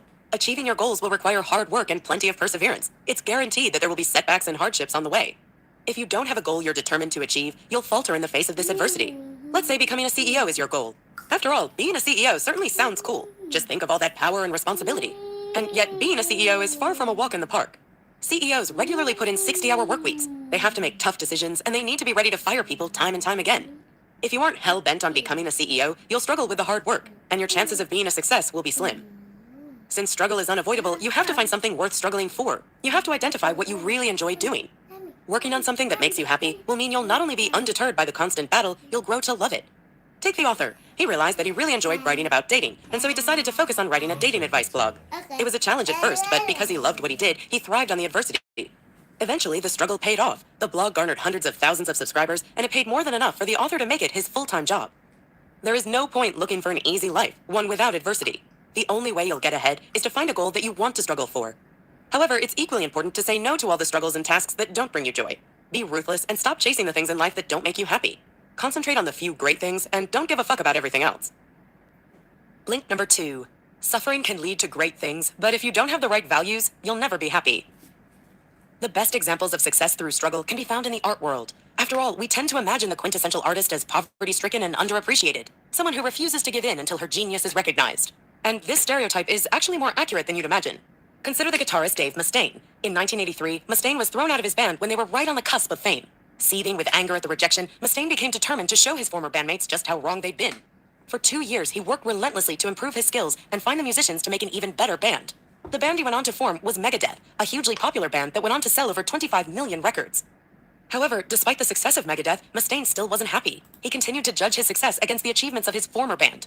Unfortunately for him, this band was Metallica, one of the world's biggest music acts. Because he compared himself to Metallica, Mustaine considered himself a failure, in spite of his obvious successes. Mustaine's persistent unhappiness highlights a common danger, measuring one's success against the success of others. For Mustaine, the only way to feel successful was to be more successful than his former bandmates, which meant he was doomed to disappointment. It goes without saying that you need to find healthier values to judge your achievements by. Pete Best is a brilliant example of how the right values can lead to happiness.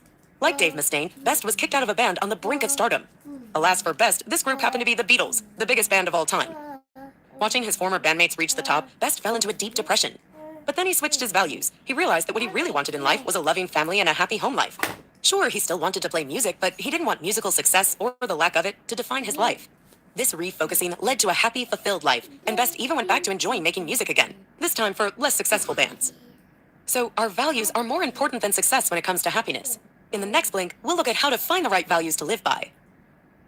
Blink number 3. Many people tend to focus on shitty values, so it's important to find some good ones to believe in. In the previous blink, we saw that measuring your worth by comparing yourself to others will only lead to disappointment. And this is just one of many shitty values that can derail you on your path to happiness.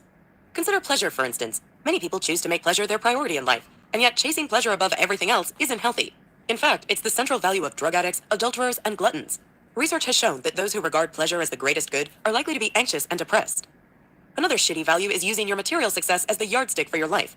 Whether it be hankering after a bigger car than your neighbors or flashing your brand new Rolex, this value is incredibly common, and you've probably bought into it at some point.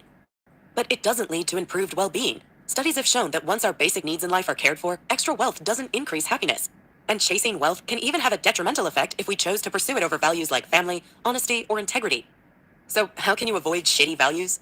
Well, adherence to shitty values most often derives from a lack of worthwhile values. So if you want to be neither blindly hedonistic nor covetous of your neighbor's new Mercedes, you need to identify values worth living by. These good values should be based in reality, be helpful to society, and have an immediate and controllable effect. Take honesty. Honesty is a great value to live by because you can control it. Only you can decide to be truthful or not.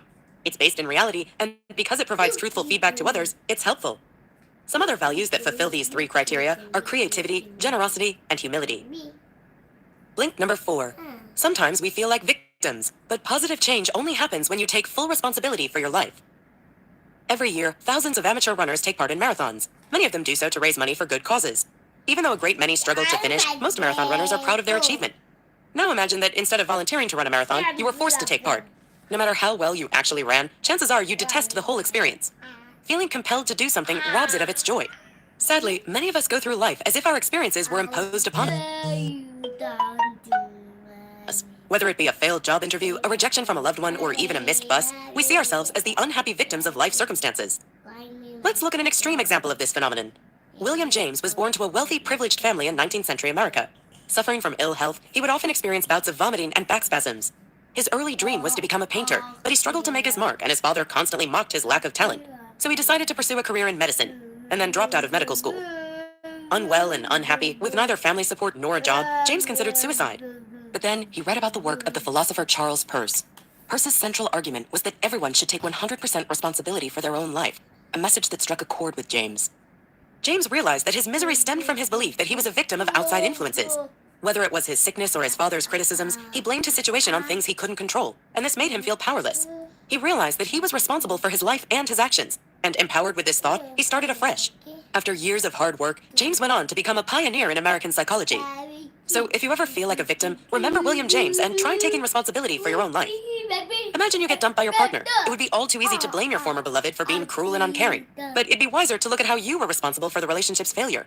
Perhaps you neglected your fair share of housework, or maybe you didn't support your partner's ambitions. By realizing and working on your mistakes, you can avoid them in the future.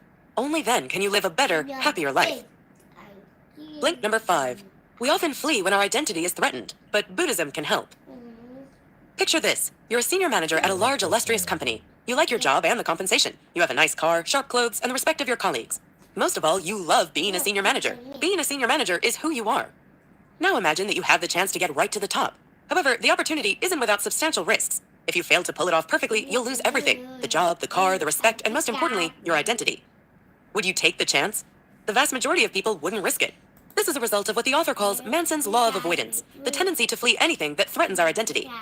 Although avoiding major risks, such as that described above, may seem wise, our desperation to protect our identity is often more of a hindrance than a help. For example, many amateur artists and writers refuse to publicize or sell their work. They're terrified that should they show their art or writing, no one would like it. Trying and failing would destroy their identity, an identity that's been built around the possibility of becoming a great artist. So they never try at all. Luckily, there is a way to temper the negatives of Manson's law of avoidance, practicing Buddhism. Buddhism teaches that identity is an illusion. Whatever labels you give yourself, rich, poor, happy, sad, successful, a failure, are merely mental constructs. They simply aren't real, and so we shouldn't let them dictate our lives. You must, therefore, learn to let go of your identity. Liberating yourself from an identity can be a wonderful experience. For example, you may have always considered yourself to be a career-minded person, and this has meant that you've always put your job first and your family and hobbies second. Free yourself of this constraining self-image, and you'll be able to do whatever makes you happy, whether that be spending time with your kids or making model airplanes.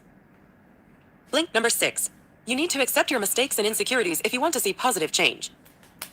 Don't you just hate those annoying people who always think they're right? Those smug know-it-alls who, even when you tell them they're in the wrong, simply won't listen? Thank heavens you're not like that yourself. Well, unfortunately, you are. From time to time, we all suffer from the delusion that we're correct when we're not. Take this example. One of the author's friends had recently gotten engaged. The groom-to-be was almost universally seen as a decent, friendly person, except by the friend's fiancé's brother. He simply wouldn't stop criticizing his sister's choice of partner and was convinced that her fiancé would end up hurting her. Most people knew the brother was wrong, including his own sister. But try as they might, they couldn't get him to entertain the possibility that he might be acting a little delusional. If you want to avoid acting like this brother, you've got to be willing to ask yourself whether you're wrong time and time again. Only by doing this can you overcome those blind spots where you wrongly think you're right. This isn't as easy as it sounds. Quite often, our false beliefs cover up our insecurities. This means that by constantly questioning our decisions and actions, we'll uncover uncomfortable truths about ourselves. Back to the example of the hypercritical brother. It's likely that his dislike of the groom-to-be was hiding his own insecurities. Maybe he was envious that his sister had found love and he hadn't. Perhaps he was jealous because his sister was devoting her attention to her fiancé, not to him. He might have even been angry because his sister paid little attention to what he wanted. Whatever the reason, it was easier for him to blindly make fallacious assumptions than to deal with his own insecurities. Luckily, you don't have to fall into the same trap. By being ready to question your beliefs and face your insecurities, you can behave in a healthier, happier way. Blink number 7.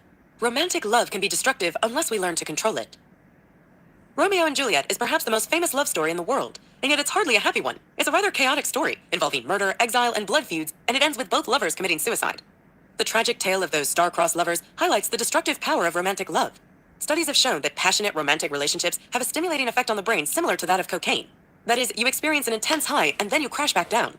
Then you search again for the high, though not necessarily with the same person. A recipe for pain and anguish. Back in Shakespeare's time, the dangers of romantic love were well known. The bard may have even written Romeo and Juliet as a critique of romantic desire as a destructive passion.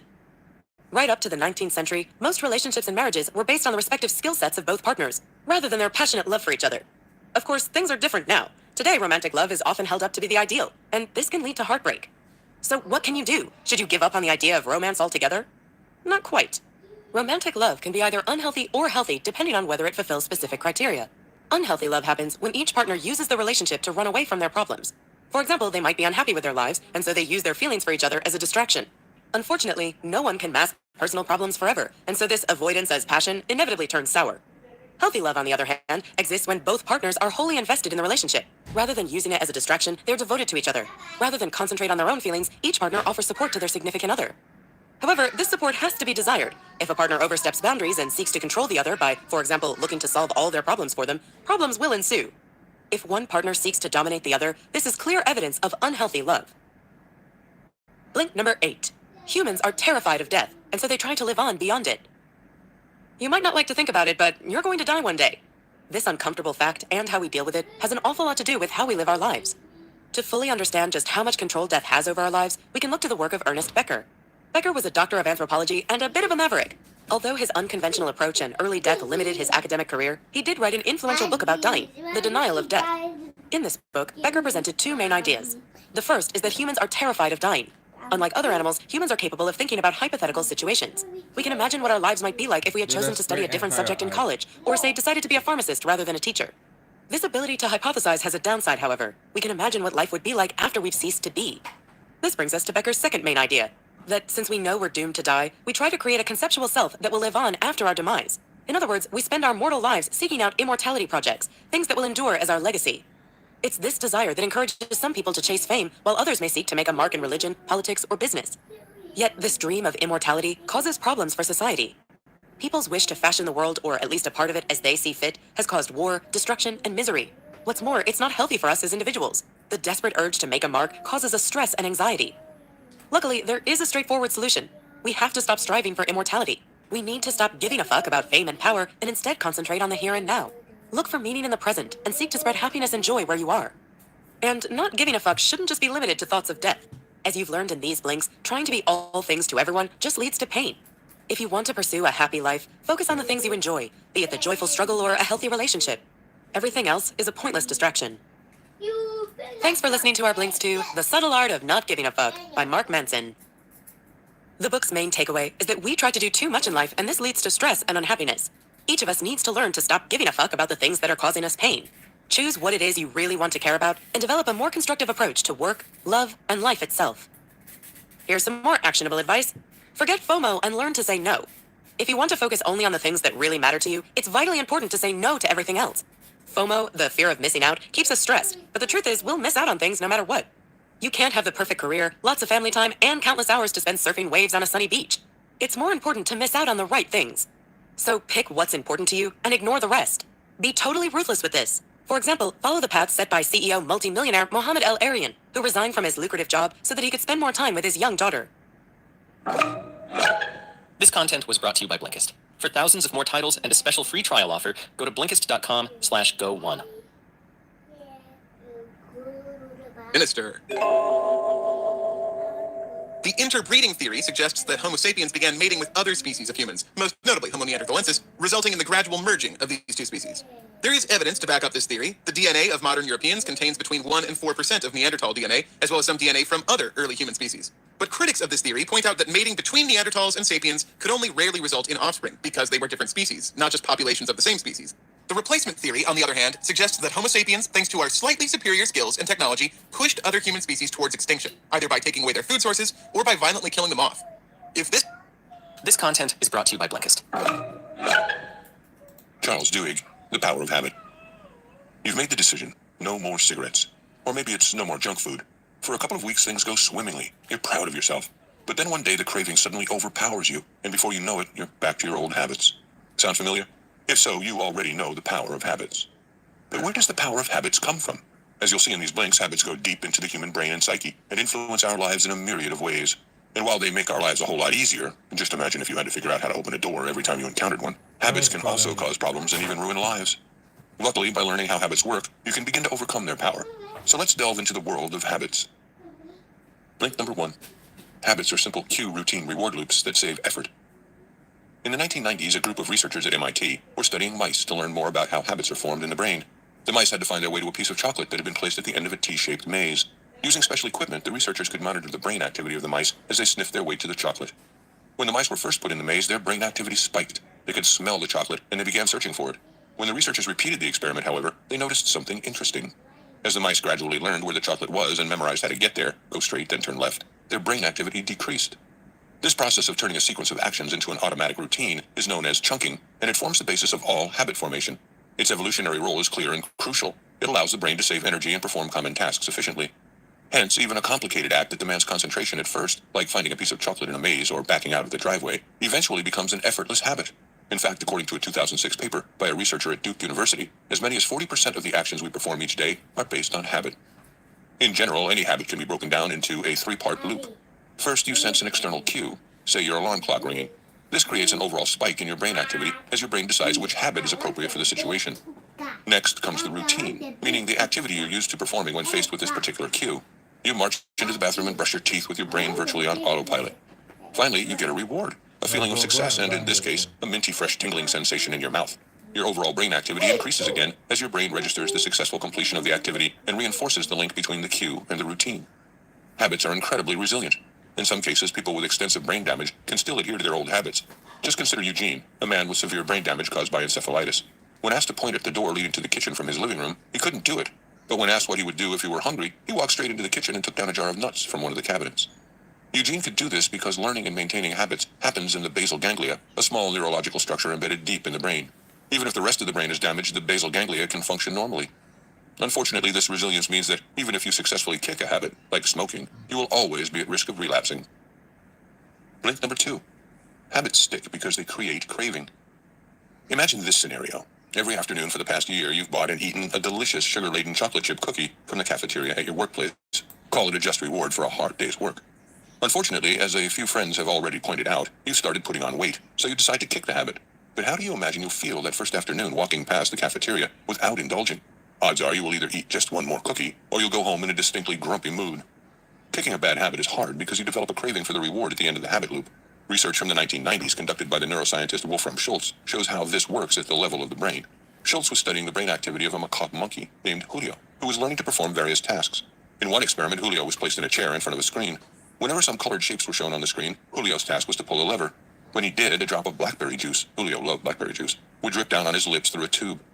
At first, Julio didn't pay much attention to the screen, but when he happened to pull the lever at the right moment, thus triggering the blackberry juice reward, his brain activity spiked, showing a strong pleasure response. As Julio gradually grasped the connection between seeing the shapes on the screen, pulling the lever, and getting at the blackberry juice, he not only stared at the screen, but Schultz noticed that as soon as the shapes appeared, there was a spike in Julio's brain activity similar to when he actually received the reward. In other words, his brain had begun anticipating the reward. This anticipation is the neurological basis of craving and helps explain why habits are so powerful. Schultz then altered the experiment. Now, as Julio pulled the lever, either no juice would come or it would come in a diluted form. In Julio's brain, Schultz could now observe neurological patterns associated with desire and frustration. Julio got decidedly mopey when he didn't get his reward, just as you might if you forewent your cherished end-of-the-day cookie. The good news is that craving works for forming good habits as well. For instance, a 2002 study from New Mexico State University showed that people who manage to exercise habitually actually crave something from the exercise, be it an endorphin rush in the brain, a sense of accomplishment, or the treat they allow themselves afterward. This craving is what solidifies the habit. Cues and rewards alone are not enough. Given the power of habits, it should come as no surprise that companies and advertisers work hard to understand and create such cravings in consumers. A pioneer of this tactic is Claude Hopkins, the man who popularized Pepsodent toothpaste when countless other toothpaste brands had failed. He provided a reward that created craving, namely the cool, tingling sensation that we've come to expect toothpaste to have. That sensation not only proved that the product worked in consumers' minds, it also became a tangible reward that they began to crave. Blink number 3. To change a habit, substitute the routine for another and believe in the change. As anyone trying to give up cigarettes will tell you, when the craving for nicotine hits, it's hard to ignore. That's why the golden rule for quitting any habit is this: don't try to resist the craving, redirect it. In other words, you should keep the same cues and rewards, but change the routine that occurs as a result of the craving.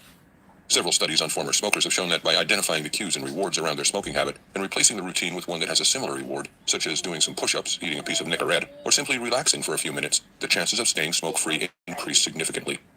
One organization that uses this method to great effect is Alcoholics Anonymous, AA, which may have helped as many as 10 million alcoholics achieve sobriety. AA asks participants to list what exactly they crave from drinking. Usually, factors like relaxation and companionship are far more important than the actual intoxication. AA then provides new routines that address those cravings, such as going to meetings and talking to sponsors for companionship. The idea is to replace drinking with something less harmful. However, research on AA members shows that, although this method works well in general, it alone is not enough. In the early 2000s, a group of researchers at California's Alcohol Research Group noticed a distinct pattern in their interviews with AA members. A frequent response was that the habit replacement method worked wonders, but as soon as a stressful event occurred, the old habit was simply too strong to resist, no matter how long the respondent had been in the program. For example, one recovering alcoholic had been sober for years when his mother called to say she had cancer. After hanging up, he left work and went directly to a bar, and then, in his own words, was pretty much drunk for the next 2 years. Further research has indicated that those who resist relapse and remain sober often rely on belief. This is why spirituality and God feature prominently in AA philosophy. But it's not necessarily the religious component itself that helps people stay sober. Believing in God also helps participants believe in the possibility of change for themselves, which makes them stronger in the face of stressful life events. Blink number 4. Change can be achieved by focusing on keystone habits and achieving small wins. When former government bureaucrat Paul O'Neill became the CEO of the ailing aluminum company Alcoa in 1987, investors were skeptical. And O'Neill didn't improve matters when, during an investor meeting in a swanky luxury hotel in Manhattan, he declared that rather than focusing on profits and revenues, he intended to make workplace safety his #1 priority. One investor immediately called his clients and said, "The board put a crazy hippie in charge and he's going to kill the company." O'Neill tried to explain his reasoning to the lukewarm investors. No amount of talk would reduce injury rates at Alcoa, he argued. Sure, most CEOs claim to care about workplace safety, but empty words would never lead to the formation of a company-wide habit, which is what would be necessary for real change. O'Neill knew that habits exist in organizations, and he knew that changing an organization's direction is a matter of changing its habits. He was also aware that not all habits are equal. Some habits, known as keystone habits, are more important than others because adhering to them creates positive effects that spill over into other areas. By insisting that worker safety come first, managers and employees would have to think about how the manufacturing process could be safer and how safety suggestions could best be communicated to everyone. The end result would be a highly streamlined and hence profitable production organization. Despite the investors' initial doubts, O'Neill's approach proved to be a huge success. By the time O'Neill retired in 2000, Alcoa's annual net income had increased 5-fold. Keystone habits can help individuals change too. For instance, research indicates that doctors have a hard time getting obese people to make a broad change in their lifestyles. However, when patients focus on developing one keystone habit, such as keeping a meticulous food journal, other positive habits start to take root as well. Keystone habits work by providing small wins, that is, early successes that are fairly easy to attain. Developing a keystone habit helps you believe that improvement is possible in other spheres of life too, which can trigger a cascade of positive change. Blink number 5. Willpower is the most important keystone habit. In the 1960s, researchers at Stanford conducted what would become a very famous study. A large group of 4-year-olds was brought one by one into a room. In the room, there was a table with a marshmallow on it. A researcher gave each child a choice. Either eat the marshmallow now, or wait a few minutes and have 2 marshmallows instead. The researcher then left the room for 15 minutes. Only about 30% of the children managed. to devour the marshmallow in the researcher's absence. But here's the interesting part. When years later the researchers tracked down the study's participants who were now adults, they found that those who had exhibited the greatest willpower and waited the full 15 minutes had ended up with the best grades in school, were more popular on average, and were less likely to have drug addictions. Willpower, it seemed, was a keystone habit that could be applied to other parts of life, too. More recent studies have shown similar results. For instance, a 2005 study on 8th graders showed that students exhibiting high levels of willpower had better grades on average and were more likely to get into selective schools. So willpower is a key habit in life. However, as you might have noticed if you've ever tried to start exercising more, willpower can be highly inconsistent. Some days hitting the gym is a breeze. On others, leaving the sofa is nigh impossible. Why is that? It turns out that willpower is actually like a muscle. It can tire. If you exhaust it by concentrating on, say, a tedious spreadsheet at work, you might have no willpower left when you get home. But the analogy goes even further. By engaging in habits that demand resolution, say adhering to a strict diet, you can actually strengthen your willpower. Call it a willpower workout. Other factors can also affect your willpower. For example, Starbucks found that on most days all of its employees had the willpower to smile and be cheerful, regardless of how they felt. But when things became stressful, for example, when a customer began screaming, they would soon lose their cool. Based on research, executives at the company determined that if baristas were mentally prepared for unpleasant situations and planned out how to overcome them, they could muster enough willpower to follow the plan even under pressure. To help them, Starbucks developed the aptly named latte method, which outlines a series of steps to take in a stressful situation. Listening to the customer, acknowledging his complaint, taking action, thanking the customer, and lastly, explaining why the issue occurred. By practicing this method over and over, Starbucks baristas learn exactly what to do should a stressful situation arise and can stay cool. Other studies have shown that a lack of autonomy also adversely affects willpower. If people do something because they're ordered to rather than by choice, their willpower muscle will get tired much quicker. Link number 6. Organizational habits can be dangerous, but a crisis can change them. In November of 1987, a commuter at the King's Cross station in London approached a ticket collector and said he'd just seen a piece of burning tissue by one of the building's escalators. Rather than investigating the matter or notifying the department responsible for fire safety, the ticket collector did nothing. He simply returned to his workstation thinking it was someone else's responsibility.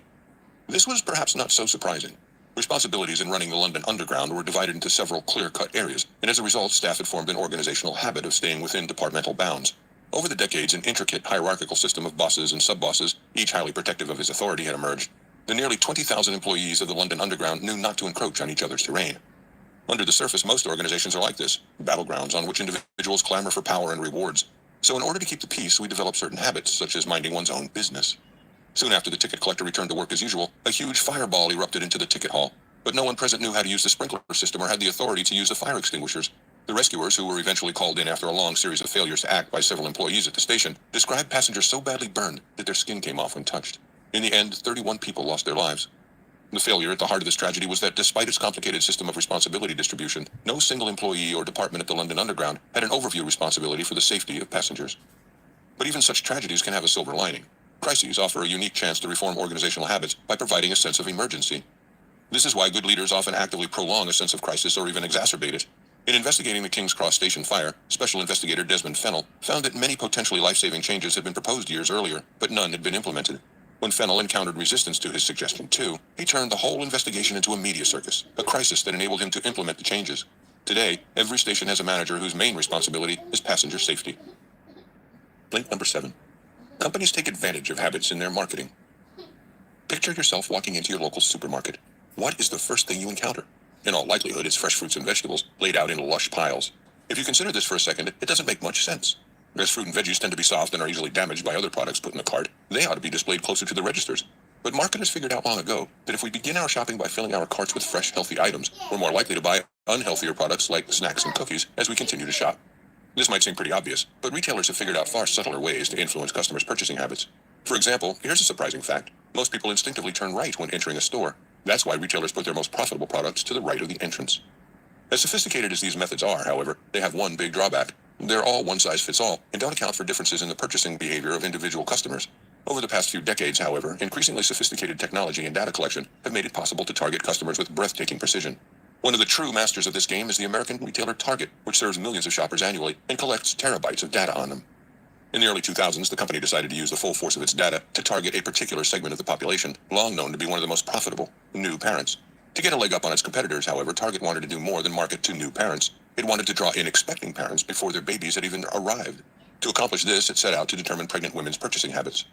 In the end, Target's analysis worked so well that it marketed to a pregnant teenage girl who hadn't yet told her family about her situation. Target sent her baby-related coupons, prompting her father to pay the local Target manager an angry visit. "She's still in high school," he said. "Are you trying to encourage her to get pregnant?" When the truth came out, it was the abashed father's turn to apologize. But Target soon realized that people resented being spied upon. For its baby coupons to work, it figured out a clever way to bury them amid random and unrelated offers for things like lawnmowers and wine glasses. The offers had to seem like the familiar, untargeted ones. Indeed, when trying to sell anything new, companies will do their best to make it seem familiar. For example, radio DJs can guarantee a new song becomes popular by playing it sandwiched between two existing hit songs. New habits or products are far more likely to be accepted if they don't seem new. Target got a lot of flack for its invasive approach to marketing, but that doesn't mean it wasn't a smashing success. Due in large part to its work with targeting pregnant women, the company's revenues grew from $44 billion in 2002 to $65 billion in 2009. Blink number 8. Movements are born from strong ties, peer pressure, and new habits. In 1955, a black woman named Rosa Parks refused to give up her bus seat for a white man in Montgomery, Alabama. She was arrested and charged, and the events that followed made her a civil rights icon. Interestingly, her case, though it's become the most famous, was neither unique nor the first. Many others had already been arrested for the same reason. So why did Parks' arrest spark a bus boycott that lasted over a year? First of all, Rosa Parks was especially well-liked in the community and had an unusually broad array of friends. She belonged to many clubs and societies and was closely connected to all kinds of people, from professors to field hands. For instance, she served as the secretary of the local NAACP chapter, was deeply involved in a youth organization at a Lutheran church close to where she lived, and spent her spare time providing poor families with dressmaking services, all while still finding time to make gown alterations for young debutantes from wealthy white families. In fact, she was so active in her community that her husband would sometimes say she ate at potlucks more often than at home. Parks had what is known in sociology studies as strong ties. That is, first-hand relationships with plenty of people from across different social segments of her community. These ties not only bailed her out of jail, they spread word of her arrest throughout Montgomery's social strata, thus sparking the bus boycott. But her friends alone could not have sustained a lengthy boycott. Enter peer pressure. In addition to strong ties, social spheres also comprise weak ties, meaning acquaintances rather than friends. It is mostly via weak ties that peer pressure is exerted. When a person's larger network of friends and acquaintances supports a movement, it is harder to opt out. Eventually, commitment to the boycott began waning in the black community as city officials began introducing new carpooling rules to make life without buses increasingly difficult. This is when the final component was added, a speech by Dr. Martin Luther King Jr., advocating nonviolence and asking participants to embrace and forgive their oppressors. Based on this message, people began to form new habits, such as independently organizing church meetings and peaceful protests. They made the movement a self-propelling force. Blink number 9. We bear responsibility for changing our habits. One night in 2008, Brian Thomas strangled his wife to death. Distraught, he promptly turned himself in and was prosecuted for murder. His defense? He was experiencing something scientists refer to as sleep terrors. Research has shown that unlike sleepwalking, during which people might get up from bed and start acting out impulses, when a person experiences sleep terrors, the brain effectively shuts down, leaving only the most primitive neurological regions active. Since he was in this state, Thomas thought he was strangling a burglar who was attacking his wife. In court, the defense argued that the instant Thomas thought someone was hurting his wife, it triggered an automatic response, an attempt to protect her. In other words, he followed a habit. Around the same time, Angie Bachman was sued by the casino company Harrah's for $500,000 in outstanding gambling debts. This was after she had already gambled away her home and her $1 million inheritance. In court, Bachman argued that she too was merely following a habit. Gambling felt good, so when Harrah's sent her tempting offers for free trips to the casino, she couldn't resist. Note that Harrah's knew she was a compulsive gambler who had already declared bankruptcy. In the end, Thomas was acquitted, and many, including the trial judge, expressed great sympathy for him.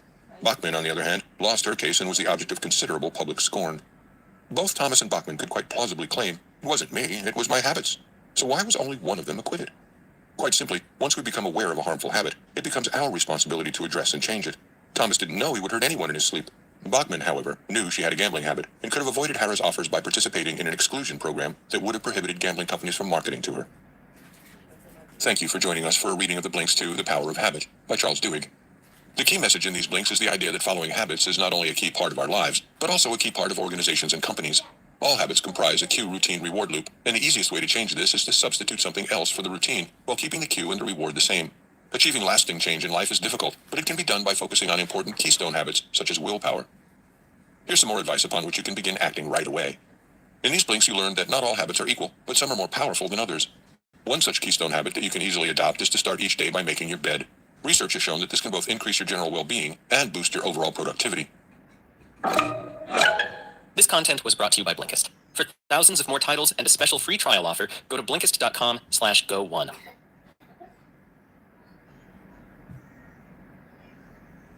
Eckhart Tolle, A New Earth, Awakening to Your Life's Purpose. When you watch the news, it's hard not to be depressed by all the conflicts and man-made catastrophes plaguing groups of people all over the world. Even if there's plenty in society that is improving, there just seems to be something wrong with humanity in general. Our perpetual violence, our greedy destruction. So what is the underlying cause of all these conflicts and constant misery? The answer, you'll discover, is found in our minds. By being too caught up in either the past or the future, and by worrying too much, our egos dominate and steer us away from the true happiness and fulfillment of the present moment. In short, if we overcome our egos, we can create a better world. Blink number 1. Society's madness is evident in the violence people inflict upon each other and the planet. Most people say we live in crazy, overwhelming times. One of the most renowned Indian sages, Ramana Maharshi, once said that the mind is Maya. In Hinduism, the word Maya describes a form of collective mental illness. In fact, most ancient religions agree that dysfunction, even madness, makes up a large part of our natural way of living. Buddhism articulates this idea differently, describing the mind's natural state as dukkha, one of suffering and misery. The Buddha saw dukkha as an essential component of the human condition. In Christianity, the concept of sin, when translated from the ancient Greek of the New Testament, means to miss the mark. Therefore, to sin means to miss the point of human existence. And yet, despite humanity's profound achievements in art, medicine, and technology, we still seem to be tainted by an insane, destructive force, regardless of whether we call it suffering, madness, or sin. In fact, people of the 20th century have both created and witnessed some of the most horrific systematized methods of destruction, from bombs and machine guns to poisonous gas. Such developments led to the mass killings in Soviet Russia and to the brutal Khmer Rouge regime in Cambodia, responsible for massacring a quarter of the nation's population. Even today, such violence, greed, and hate continues, not only among ourselves, but also toward other species and even the earth itself. We destroy forests, pollute the air and water, and mistreat and slaughter animals in factory farms. Though many religions have tried to provide ways to counter or mitigate these apparently very human tendencies, none have discovered the way to stem violence. So what is the solution? Keep listening to find out. Blink number 2. Religion isn't the medicine to cure our inner madness, yet we must find a new solution. People have always attempted to improve society through such ideas as communism, an example of a philosophy inspired by good, if rather quixotic, intentions. Yet communism as an organizing principle failed, as the people who tried to lead this new society lacked the proper state of consciousness and ability to change themselves. To guide us, we still have the enduring wisdom of ancient religious teachers, from Buddha to Lao Tzu, the author of the Tao Te Ching. However, many of these teachings have been misunderstood or distorted by both the teachers' contemporaries and following generations. Ideas were often added to such teachings that bore no relation to the original message, and some teachers were ridiculed and killed, or sometimes, in contrast, even worshipped as gods. In this fashion, an original message of kindness, humility, and unity might be twisted into a religion of hate and division, becoming part of the very insanity it was trying to cure in the first place. Considering that Jesus spoke about empathy and kindness, it is shocking that brutal periods such as the Crusades and the Spanish Inquisition could take place under the banner of Christianity. The desperate search for a way to rid ourselves of destructive habits can be seen in how we live today. Ironically, it's this pattern that is threatening the very survival of humanity. Progress in science and technology has only accelerated our capacity to destroy ourselves and our planet, and magnify the problems created by the egoistic human mind. Although slavery and torture have always been part of human history, the 20th century and its cycle of brutality has raised the stakes to an unsustainable level. The need for a fundamental shift in our actions and how we live in the world can be stated simply as evolve or die. Put that spray down. Blink number 3. To combat our inner destructive forces, we must understand that it is the ego that fuels these forces. Identifying with the ego keeps us floundering in our thoughts, feelings, and desires to connect with anything outside of ourselves. It perpetuates our misunderstanding of the world. It's time to stop identifying with the ego and release it. The problem with the ego is that it tricks us into thinking that knowing ourselves is the same as knowing about ourselves. The world today feeds on ego. We maintain the myth that our identity is defined through our accomplishments, backgrounds, and material possessions. Letting go of the ego, however, is far more than simply giving up our attachment to material goods. It also requires the recognition that what we normally refer to as the self, the I, or the stream of consciousness that feels, thinks, and forms opinions, is not who we are. This self, the ego, is a mental construct, a story we tell ourselves about who we are. The true I is the I who can observe the stream of consciousness from the outside. Releasing the ego is not an easy thing to do, but it is necessary, as it is the source of all discontent, insecurities, and feelings of anxiety. While he was a college student, the author noticed a woman on the subway who was oblivious to her surroundings and talking loudly and angrily to herself. The author observed the woman, thinking, I hope I don't end up like her. Yet he then realized that he had said that out loud. At that moment, he had an insight. He was just like the woman, ego-driven and self-absorbed, lacking awareness in the present moment. He then thought that if she was mad, everyone else was mad too. This event sparked a shift in his awareness, and as he detached himself from his thoughts and began to analyze them, he was able to gradually disentangle himself from the trappings of his ego.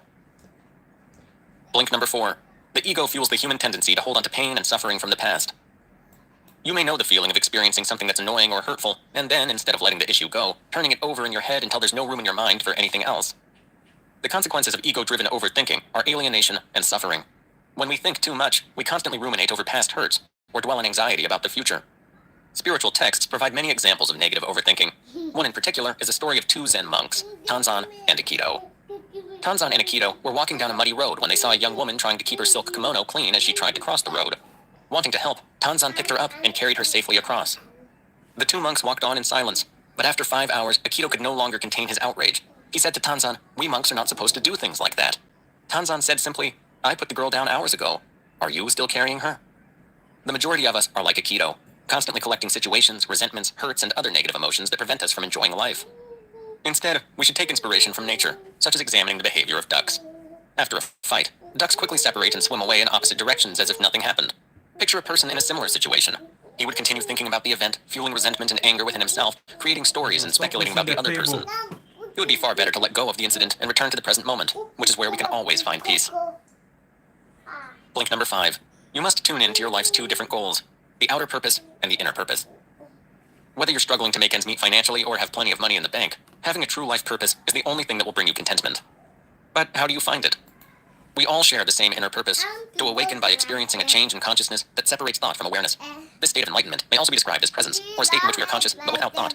Instead of being caught up in the ego and our thoughts, we can recognize that our real I is the awareness that exists outside of our thoughts. Being aware of this inner purpose is vital. Outer purposes like making money or building a career are always subject to external change. Inevitably then, the things that feed our outer purposes will at some point let us down. Say you believe your purpose is to raise children. This means that you depend on your children depending on you. But what happens when they grow up, leave home, and no longer need you? In addition, if you define your purpose as being the best at something, it also means you depend on others being worse than you. In this way, meaning in your life depends on another person's failure. We should remember that it's not the goals or actions themselves, but rather the state of consciousness from which they come that determine whether something is motivated by ego. A person working as an activist for homeless people, for example, may have an outer purpose that seems selfless and noble, but she might be doing it for the selfish inner reason of ego, to gain accolades or to feel superior to others working in lesser fields. Blink number 6. The 2 main elements of living an enlightened life are acceptance and enjoyment. Do you ever wish you could dial down the pressures of your daily life to experience more peace, perhaps even a sense of enlightenment? Then you need to learn how to enjoy and accept life as it is right now. But how do you do this? Acceptance is the willingness to do whatever you need to do in the moment in a peaceful, open fashion, even when a task is not inherently enjoyable, perhaps even stressful like filing your taxes, taking a driving test, or doing the laundry. The aim is to reach a state of mind where you can accept the task and be at peace with it. If you cannot bring yourself to enjoy or at least accept what you're doing, you should stop the activity. If you carry on without a joyful or accepting mindset, you're surrendering responsibility for the one thing you have true control of in your life, your state of mind. Only you can control the way you deal with the situations that life presents.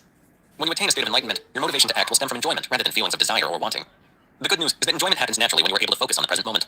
Doing this enables the joy of being to move through your body. This is the joy of consciousness. Remember, though, that even if you're able to affect the lives of others through the enjoyment and enthusiasm you show, you mustn't forget that you're still human.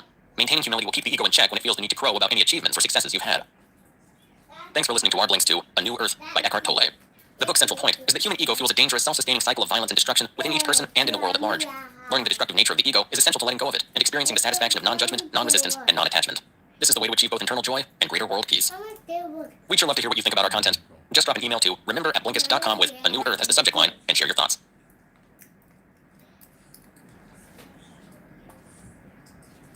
Roy F. Baumeister and John Tierney. Willpower. Why self-control is the secret of success. The concept of willpower has undergone a number of fundamental transformations throughout history. From an austere personal commitment in Victorian times to a quasi-scientific, almost mystical force in contemporary thought, people have conceived the mental fortitude to pursue their goals and its source in numerous ways. However, modern scientific experiments have finally given us a more complete understanding of what willpower is, how it works, and where it comes from. Willpower isn't the mere ability to control your actions. In fact, it's crucial to the mind's functionality, and it's intimately tied to our brain chemistry.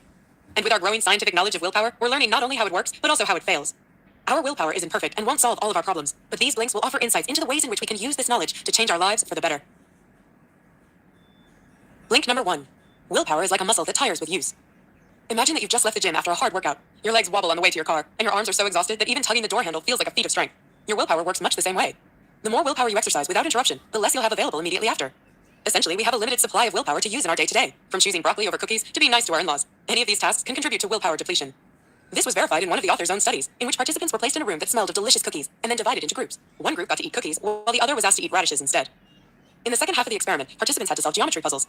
Surprisingly, those who forewent the delicious cookies and instead ate radishes spent significantly less time trying to complete these puzzles than those who simply ate the cookies, 12 minutes less in fact. In other words, using their willpower to resist the cookies left them with less stamina available to tackle difficult tasks later. In addition, our willpower and decision-making are intimately tied together. Each has drastic effects on the other. For example, many deciders, for instance prime ministers, mayors, and other people in positions of power, seem to more easily succumb to carnal temptations and get involved in sex scandals. This is likely due to decision fatigue. Having to make so many important decisions on a regular basis exhausts their available willpower, and thus makes it difficult to resist temptations. In the same vein, we tend to make worse decisions when we suffer from mental fatigue. For many, this plays out daily, when people come home exhausted from work and find themselves bickering with their spouse instead of finding compromises. Blink number 2. You can train your willpower to be stronger, just like a muscle. Some people believe that willpower is something we are born with, but it's a strength and quality that cannot be changed or honed. Not so. Using your willpower to make positive changes in your behavior can strengthen self-control in other areas of your life. Even minor changes, such as making the decision to say yes and no, rather than yeah and nope, can strengthen your willpower and add to your supply. We can see this principle in action in one study, where people who weren't habitual exercisers, but who wanted to improve their fitness, were given a plan for regular workouts. By following this simple plan in the gym, their willpower improved elsewhere, in both lab settings where they performed tasks without becoming distracted by a nearby television, and in real life, where they ate more healthily, did chores, and so on. When they exercised their self-control by following their workout plan, these study participants also strengthened their willpower in general. When you exercise and thus strengthen your self-control, your available willpower becomes less readily depleted, just like muscle. Take this study in which students squeezed a hand grip for as long as they could 2 times. The experiment was then repeated with the same students after a 2-week break, during which one group was additionally tasked with improving their posture. Surprisingly, this posture-conscious group improved at the hand grip test, but in an interesting way. They only improved on the second hand grip of the new test, and not the first. The posture improvement exercises helped to develop their self-control, which meant that they became less mentally fatigued after the first hand grip than they did during the first iteration of the experiment 2 weeks earlier. Think about the implications of this. Sticking to a budget may actually help you quit smoking. Blink number 3. Glucose, not relaxation, is what gives us the strength to control ourselves. Psychologists once hypothesized that our willpower could improve after a period of relaxation. This thinking was based on the existence of celebrations such as Mardi Gras, in which people are allowed to indulge themselves before abstaining from their favorite things during Lent.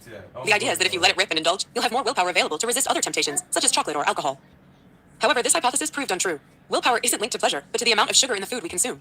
For instance, people who've ingested a tasteless but sugary concoction will perform just as well in subsequent willpower tasks as those who've eaten delicious ice cream, and far better than those who performed leisure activities first, like reading the newspaper. As we can see, it isn't the pleasure of eating a tasty sugary treat, but rather the sugar itself which enables your self-control.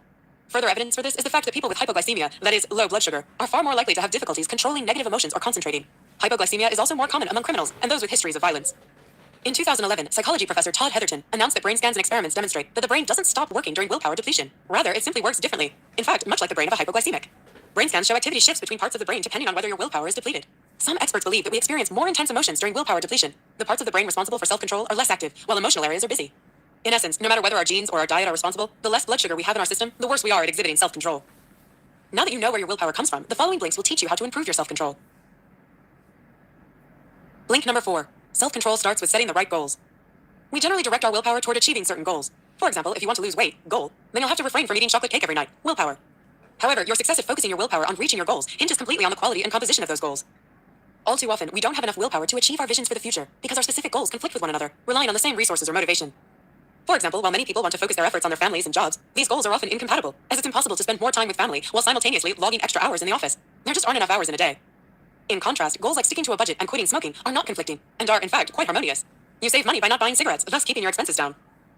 Conflicting goals aren't just harder to achieve, but they also lead directly to unhappiness instead of action. Surveys show that people spend a lot of time worrying about how they can rectify their conflicting goals, rather than actually pursuing them. And this kind of inaction is an unnecessary source of stress and anxiety. In order to have enough willpower available to reach your goals, you'll have to make sure they are clearly formulated without being overly specific. You can gain some inspiration from a group of students who were instructed to make monthly plans about when, where, and what they would study. These students earned better grades than those who meticulously planned on a daily basis, and if they chose to abandon planning altogether, did so much later than the daily planners. The reason for this is that monthly plans, in contrast to precise daily schedules, are both more effective and less demoralizing. Planning your day to the second is time-consuming and inflexible. Monthly plans, however, allow leeway. However, willpower alone is not always enough to get what you want. Blink number 5. Your willpower will fail, and when this happens, you'll need alternative strategies. Not everyone has an iron will, and even those who do are subject to willpower depletion after strenuous exercises and self-control. Luckily, you don't always need willpower to achieve your goals. Alternative strategies, such as developing habits or avoiding temptation, will get the job done just as well. For instance, rather than using your limited willpower to resist temptation, you can anticipate that temptation and take measures against it.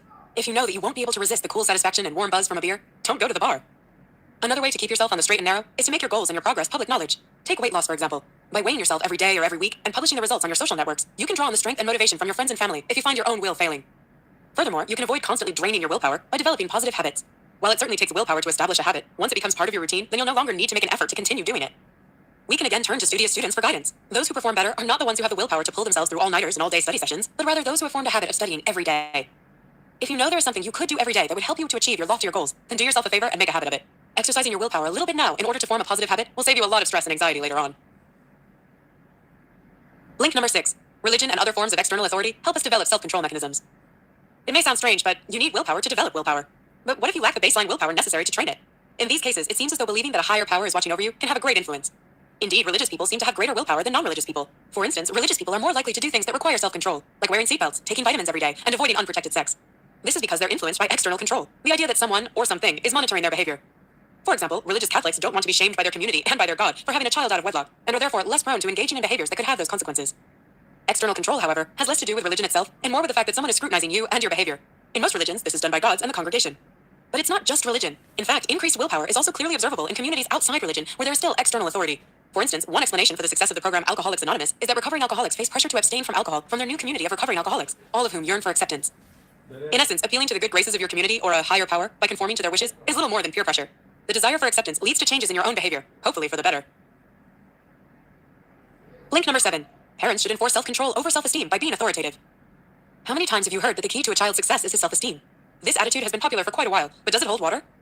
Even though most Western parents make a concerted effort to consistently bolster their children's self-esteem, there is little reason to believe that this parenting style is justified. In fact, there is no clear scientific evidence that supports the idea that this creates better social or intellectual outcomes for children. For instance, while self-esteem and good grades are correlated, a fact that is often lauded by self-esteem advocates, self-esteem actually follows from good grades and not the other way around. This was shown in a study in which students who had received C's on their midterm received self-esteem boosting messages every week. When they eventually took their finals, they scored lower than the control group, and even worse than they had during their midterms. This self-esteem-oriented child development only creates narcissists, thoroughly convinced that they are better than the rest.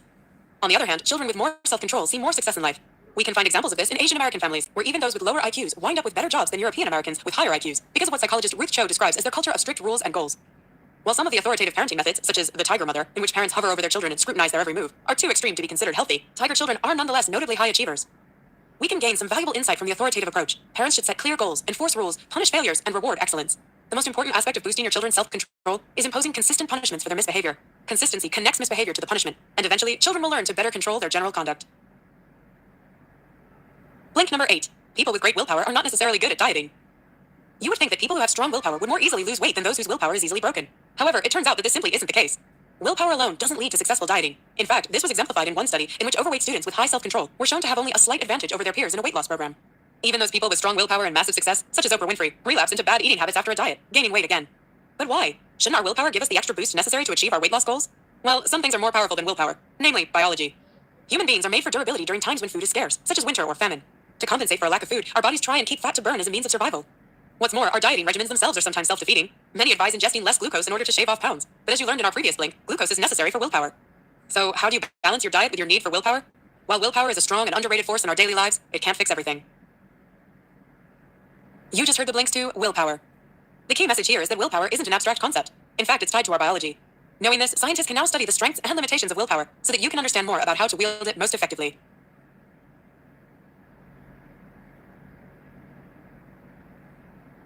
If this theory is true, it's clear we haven't outgrown our tendency to kill other humans based on squabbles over resources and superficial differences. So which is it? Did we interbreed with other human species and become one big happy family? Or did we drive our cousins into extinction? The jury's still out, and the debate keeps raging as new evidence continues to pour in. But there's a good chance that both are partially true.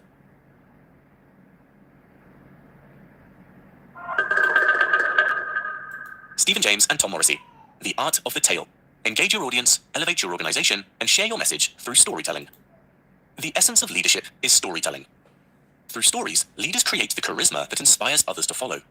Yet many business executives don't see themselves as natural storytellers, overlooking one of the most powerful tools at their disposal. What if storytelling could be the secret ingredient that elevates your business pitch, project proposal, or conference presentation? Stories have the unique ability to reach the heart, shift perspectives, and ultimately inspire action. They transcend facts and figures, engaging listeners on a personal level and fostering lasting connections. Storytelling isn't just a modern trend, it's one of the oldest forms of communication. From ancient times, people gathered around bonfires to share stories that passed down wisdom, built communities, and sparked imaginations. Today, the power of storytelling remains just as impactful in the business world, where the ability to craft a compelling narrative can transform your leadership approach. In this blink, you'll learn how to tap into this age-old art and discover how storytelling can bring your vision to life in a contemporary setting. What's in a story? You don't need to be a novelist or screenwriter to be a great storyteller. In fact, if you're a human being, you're already a storyteller. Think about it. Every time you share a funny anecdote with a friend, reminisce about a childhood memory, or analyze a sports game with a teammate, you're telling a story. It's something we all do instinctively, but there's a reason why stories resonate so deeply with us. Cognitive scientists have found that stories are hardwired into our brains. We use them to make sense of the world and our experiences. This is why storytelling has such power in business. It's the best way to grab attention, make your brand memorable, and drive action. But how do you tell a story that actually works?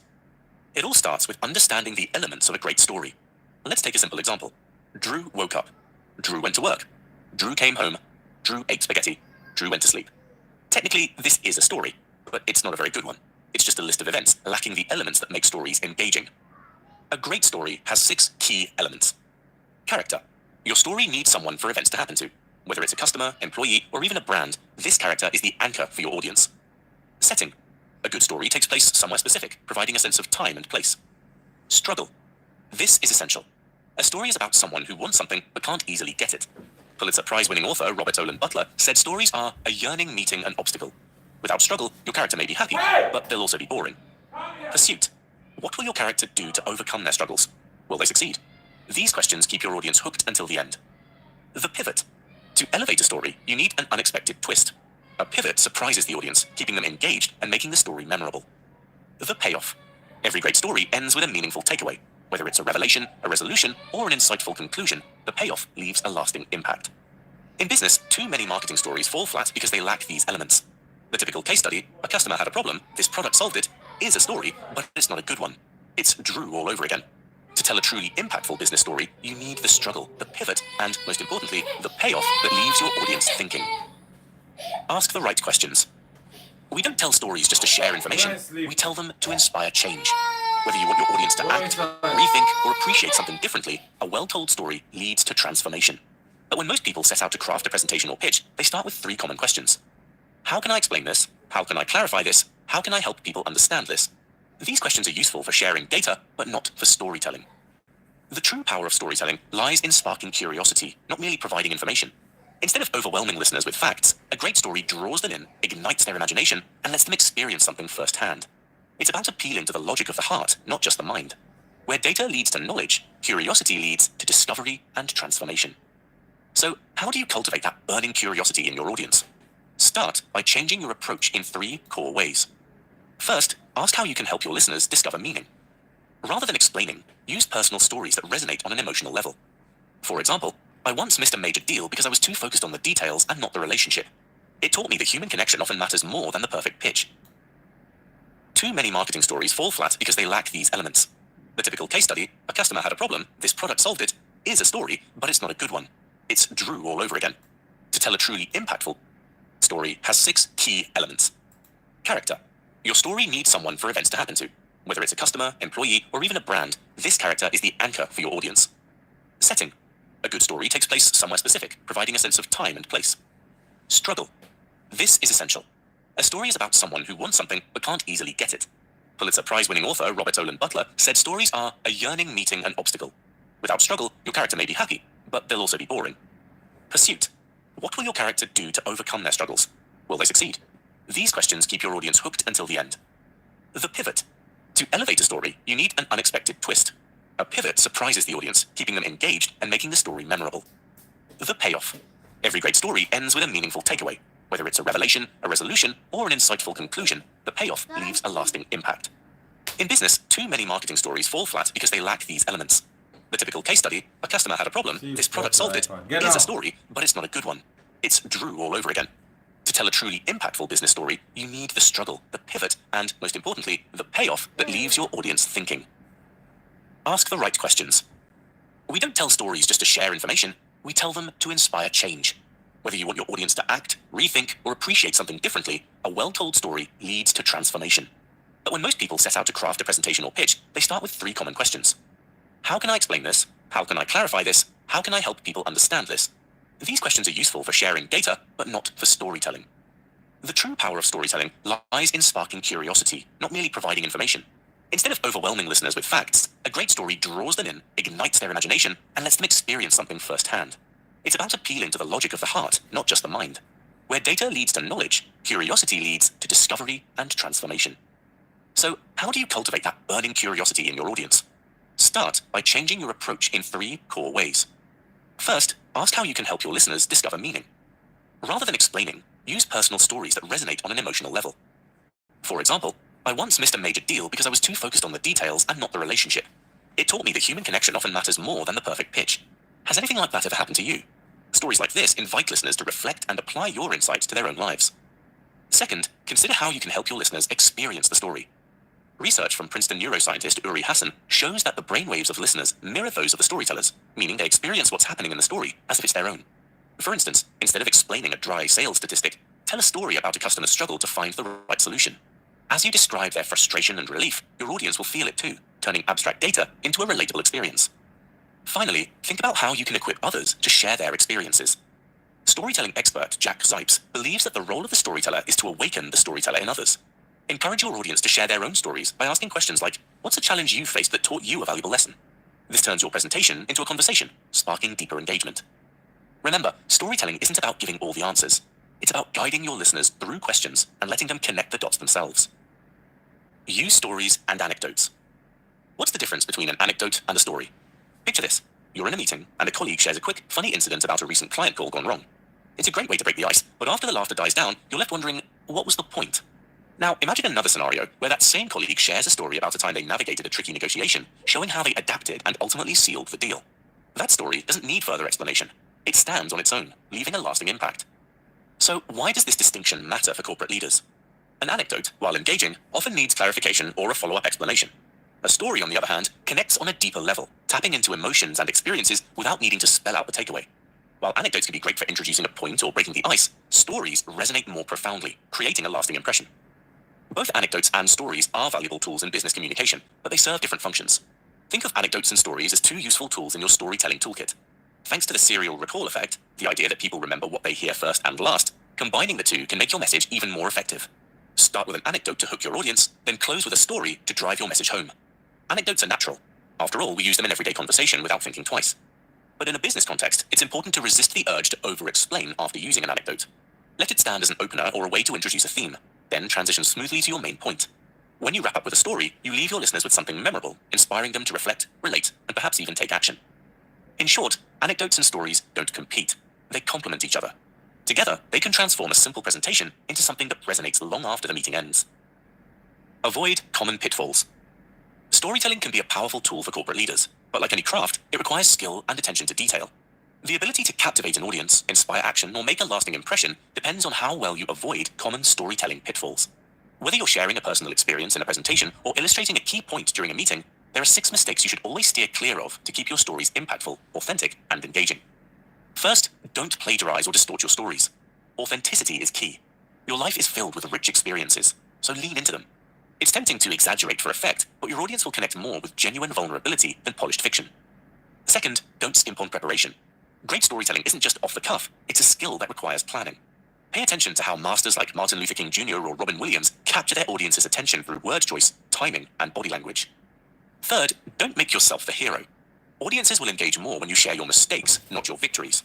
Show them how you learned from failure, and they'll see a more relatable, human side of your leadership. Fourth, and conversely, don't be a victim. You want to stay in control of the story, even when recounting challenges. Audiences appreciate strength and vulnerability, not self-pity. Fifth, know your time limit and stick to it. A concise story is always more impactful than one that overstays its welcome. Finally, don't be predictable. Keep your audience engaged by adding an unexpected twist or surprising insight. Trust your ability to hold their attention through curiosity rather than over-signposting. By avoiding these 6 storytelling mistakes, you'll be well on your way to sharing tales that resonate and inspire your audience. Use humor strategically. Humor can be a powerful tool for corporate leaders, but it's also one of the most intimidating. What if the joke doesn't land? How do you keep it appropriate? The good news is that there are 5 specific strategies you can use to weave humor into your stories without risking awkward silences or crossed lines. Here's how to boost the humor quotient in any corporate storytelling while keeping it both effective and professional. First, offer a unique perspective on the truth. Identify what your audience already believes to be true. If you're presenting at an ecological conference, for example, they're likely to agree that taking action against climate change is important. Instead of trying to surprise them with something outlandish, add a wry or comic twist to what they already know. A kindergarten audience might not need convincing that Lego is cool, but they'll appreciate a funny observation about how stepping on a Lego feels like stepping on a landmine. Second, exaggerate for effect, within limits. Hyperbole can be a humorist's best friend. For example, if you're recalling a scary childhood neighbor, saying Mrs. Smith was 1,000 years old and had fingernails as sharp as knives paints a vivid, funny picture. Your audience knows it's not literally true, but they'll connect with how it felt as a child. Third, laugh at yourself. The safest target for humor is always yourself. Recounting moments when you were naive, overconfident, or even downright wrong creates connection and endears you to your audience. Poking fun at yourself helps avoid the risks that come with making others the punchline.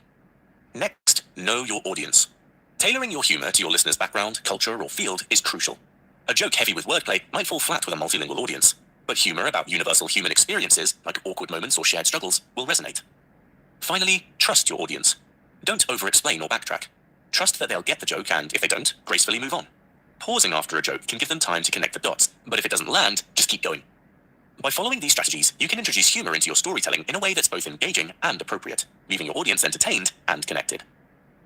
Crafting story-centric presentations. To master the art of storytelling as a corporate leader, it's important to weave together all the principles of great communication. Here's a roadmap for effectively integrating storytelling into your presentations. 1. Hook their attention. Start by grabbing your audience's attention with something surprising or unexpected. This sets the tone and makes them curious. For example, you might begin with, did you know 90% of startups fail because of one overlooked mistake? Now your audience is wondering, what's the mistake? You've piqued their interest and they're ready to listen. 2. Tickle their funny bone. Once you've captured their attention, warm them up with humor. It doesn't need to be a full-on joke, just something that builds rapport. For instance, if you're speaking to a group of managers, you could say, managing a team is like herding cats. except the cats have KPIs. This creates a sense of shared experience and lightens the mood. 3. Anticipate objections. Before diving into the heart of your story, address any potential objections or questions. For example, you might be wondering, why is storytelling so important in business? Isn't data enough? Tackling these doubts up front clears the air and prepares your audience for the main content. 4. Make impact with honesty. Tell your story in a simple, direct way without over-explaining. Authenticity carries weight. For example, share a moment when you made a difficult decision. I once had to let go of a product that I believed in because it wasn't right for our market. It was tough, but it taught me that the best decisions aren't always the easiest. 5. Evoke emotion. Emotional appeals deepen engagement. Share stories that stir emotions, be it frustration, joy, or empathy. For example, describe the passion of a startup founder overcoming incredible odds to secure funding and how that tenacity inspired you. 6. End with a call to action. Conclude by asking your audience to take a specific action. For instance, now that you understand the power of storytelling, I challenge you to share your own story in your next pitch and see the impact it makes. With these steps, your presentations will go beyond just information sharing to inspire, engage, and motivate your audience. In this link to The Art of the Tale by Stephen James and Tom Morrissey, you've learned that storytelling is a powerful tool for corporate leaders to connect, inspire, and drive action. By using humor, sharing honest experiences, and evoking emotion, leaders can captivate their audience and end with a clear call to action, transforming presentations into memorable and impactful experiences. Well, that's it for this link. We hope you enjoyed it. If you can, please take the time to leave us a rating, as we always appreciate your feedback. Hope to see you again in the next link.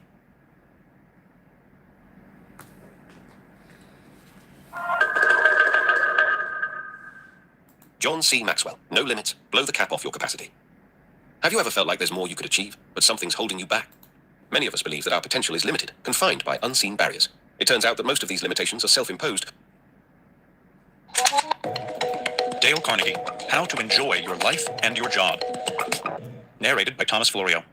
We all want to make the most of our precious lives, and to many people, that means having work we enjoy and relationships we value. But although this desire is so universal, many of us struggle to achieve it. Some people might like their jobs, but the daily grind makes them stressed. Others may have partners they love, but might find it difficult to negotiate differences of opinion. Even if our circumstances aren't ideal, there's always scope to improve our happiness levels. And the best way to do this is by understanding human nature. Once you know how you and every other person is hardwired, you can approach work and relationships more strategically to find happiness and meaning in each day. Blink 1 of 8.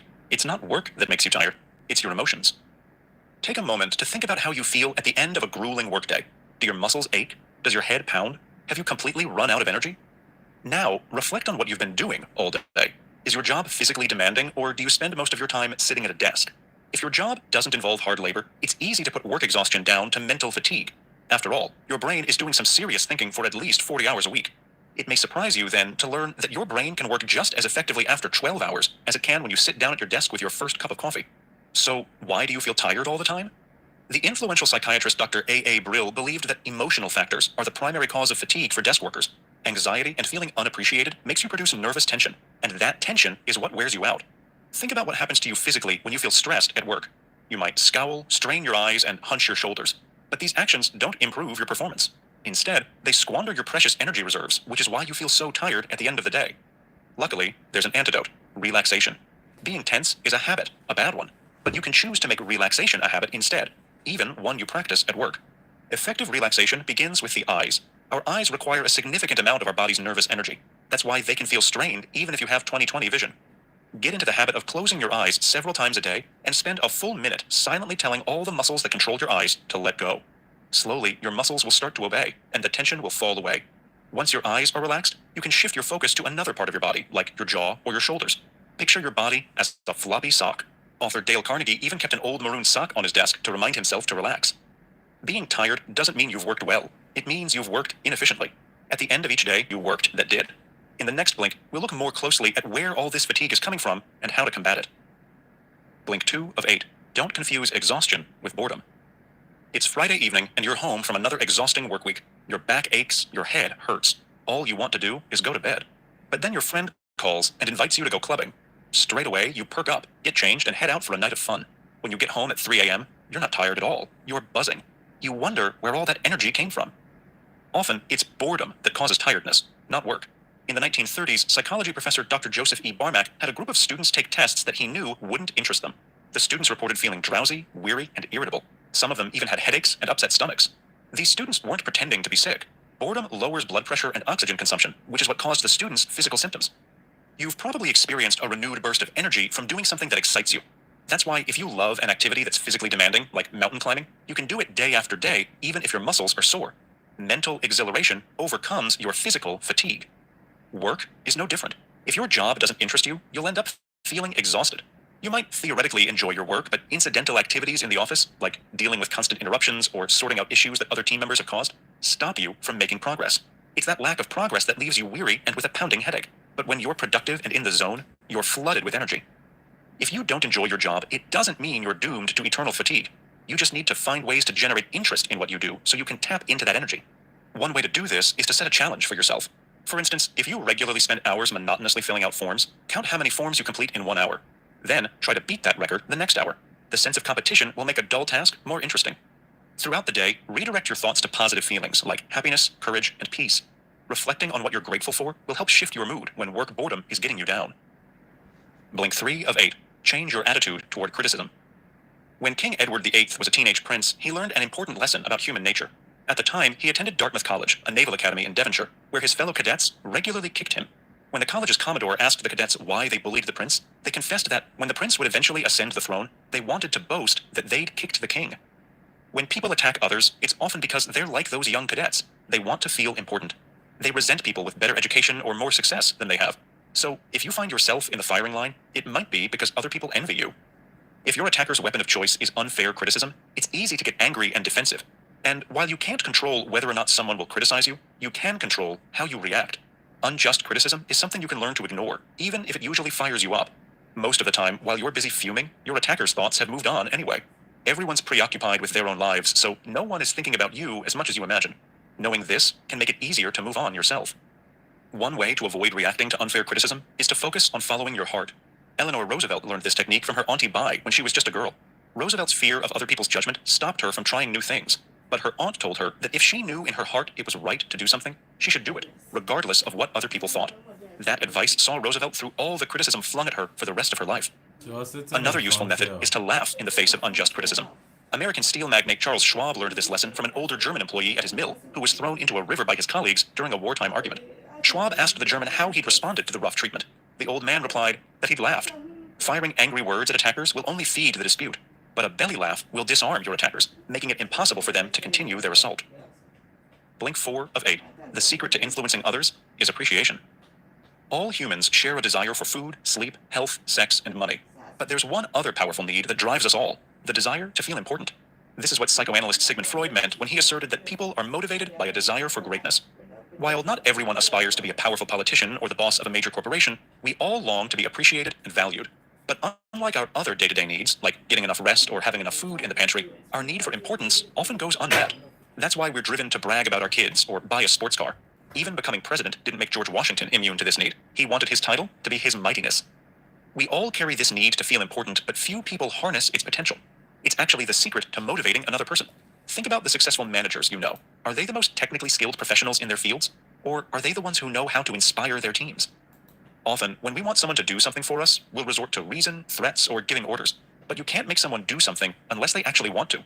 You're far more likely to get the result you want by expressing sincere appreciation.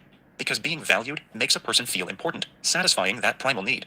Once you know this, you can use gratitude and encouragement to incentivize others. Sincere appreciation can transform lives. A teacher in Detroit once asked a sight-impaired school kid called Stevie Morris to help her find a mouse that was lost in her classroom. Stevie's sharp ears were just what she needed to track down that mouse. It was the first time anyone had ever acknowledged Stevie's special gift, and it awoke a powerful talent within him. That little boy grew up to become none other than the renowned singer and songwriter, Stevie Wonder. Every person you interact with, whether they're family members, work colleagues, or members of your community, shares this desire to be valued. That means you're in a position to empower and motivate everyone you meet by expressing appreciation. It could be as simple as admiring the birdhouse your child has made, or thanking a sales assistant for their help. In return, you'll gain deeper relationships and dedicated followers. Blink 5 of 8. Connect with others by showing an interest in them. When it comes to forming friendships, humans can learn a lot from dogs. Think of what happens when you meet a dog. He'll look at you and wag his tail. He might even bound over to you and lick your hand. What's happening is that he's showing genuine interest in you, and that draws you to him. People are no different. If you show sincere interest in someone, you'll attract them to you like a magnet.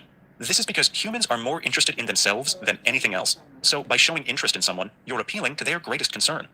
If you have any doubts that each person is primarily occupied with themselves, consider a study conducted by the New York Telephone Company. After analyzing phone calls, it found that the word most frequently used was I. In just 500 calls, I was used 3,900 times. If you're still in doubt, think about where your eye first goes when you look at a group photograph you're in. Straight to yourself, right?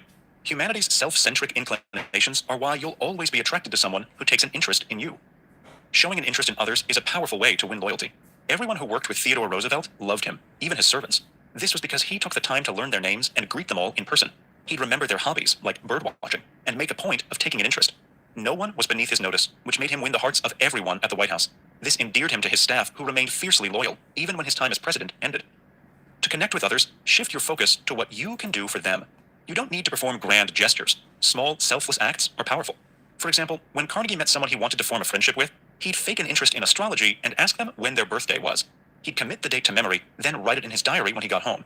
That way, he could send them a message on their birthday, which made them feel valued, deepening the bond between them. Blink 6 of 8. You can't change someone's mind by telling them they're wrong. Theodore Roosevelt was one of the most distinguished figures of the 20th century. But despite his intelligence and power, he knew he wouldn't be right 100% of the time. In fact, he humbly believed that being right 75% of the time would be an extraordinary achievement. The average person isn't a great leader like Roosevelt, and yet most of us behave like we're always right. We're quick to tell others that they're wrong, too. But this rarely leads to the outcome we're hoping for. Instead of changing our opponent's minds, we just hurt their pride and self-respect. This makes them resentful or aggressive, and once a person is in this state, you can't influence them.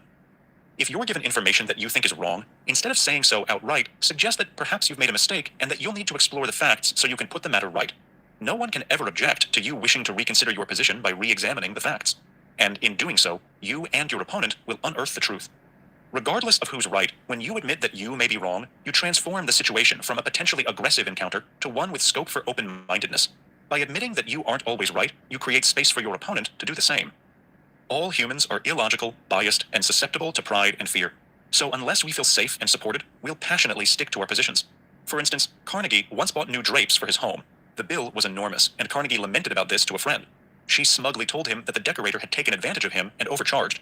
This hurt Carnegie's pride, so even though his friend was right, he defended his choice by saying that quality came with a price. The next day, another friend visited. She enthused over the new drapes, wishing she could afford such fine furnishings herself. Her gentle nature made Carnegie feel comfortable enough to admit that he couldn't really afford them either, and that ordering them had been a mistake. Carnegie was able to own his error because he didn't feel berated or attacked. If there's space for understanding, we're more likely to admit we're wrong.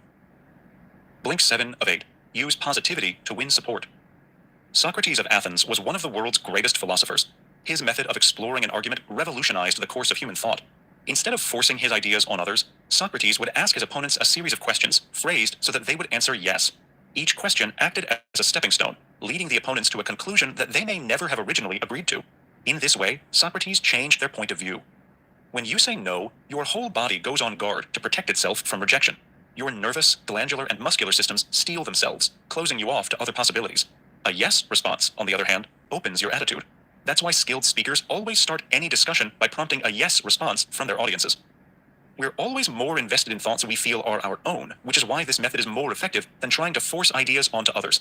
Adolf Seltz, an automobile showroom manager in Philadelphia, was aware of this when he needed to motivate his underperforming sales team. He called the team together and asked them what they expected of him, noting their ideas on a blackboard. Next, he asked them what he could rightfully expect of them in return. This created a kind of moral bargain between manager and employee based on the team's ideas. The exercise re-energized the team because they had buy-in, and sales increased exponentially. Using buy-in can help resolve differences of opinion between friends or family members, too. For instance, say you want your family to vacation in Washington, D.C., but your partner wants to head to California. One night over dinner, you could ask your daughter if she'd like to see all the places she'd been studying in her U.S. history course. If she loves this idea, her excitement will plant a seed in your partner's mind. A few nights later, he or she will likely suggest that the family vacations in the nation's capital, since your daughter is so interested in American history.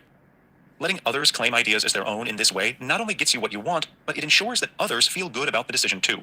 By creating space for people to embrace ideas on their own terms, you all end up with a positive outcome.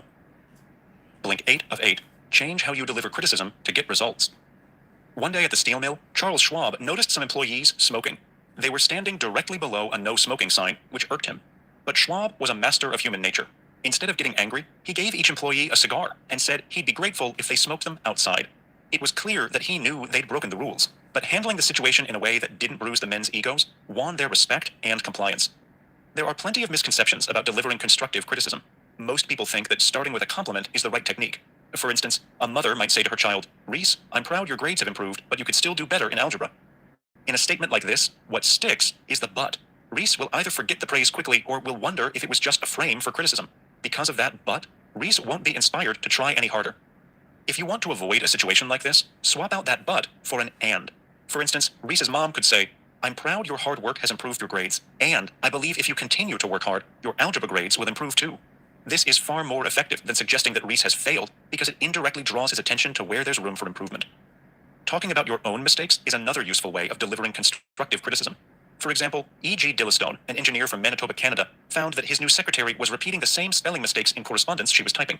So, Dillistone shared with her that he also struggled with spelling, and that to overcome it, he wrote difficult words in a little index book that he kept on his desk. He was never sure whether she adopted his system or not, but after that conversation, the quality of her work improved enormously. Dillistone didn't tell his secretary what to do. He role modeled a potential solution. If you're a manager, this is far more effective than simply giving orders, because no one likes to be told what to do. It also gives employees the chance to grow while making them feel valued, and a valued person is far less likely to rebel or become resentful. You've just listened to our blinks to How to Enjoy Your Life and Your Job by Dale Carnegie. The key message in these blinks is that, as humans, we're deeply influenced by our emotions. They even affect our metabolism and energy levels. If we feel underappreciated, we become tired, unhappy, and less open to constructive criticism. But once you understand the ways your emotions influence how you function, you can take control and begin to improve the quality of your life, decreasing your stress levels and defusing tension with others. You can also use your insight to make others feel more valued, fostering positivity wherever you go.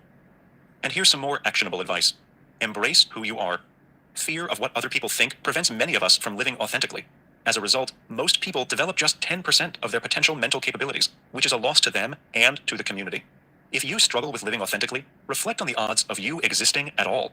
The chance of you being conceived is just 1 in 300 trillion. And yet, here you are, alive right now. So embrace the unique set of genes and circumstances that have made you who you are and live authentically. This is the truest path to happiness. Have you got any feedback? We'd love to hear what you think about our content. Just drop an email to remember@blinkist.com with "How to Enjoy Your Life and Your Job" as the subject line and share your thoughts.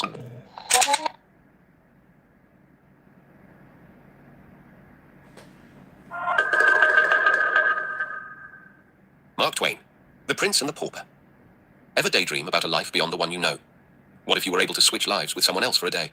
The Prince and the Pauper takes you on just such a riveting journey, promising to stir your imagination and provoke your thoughts.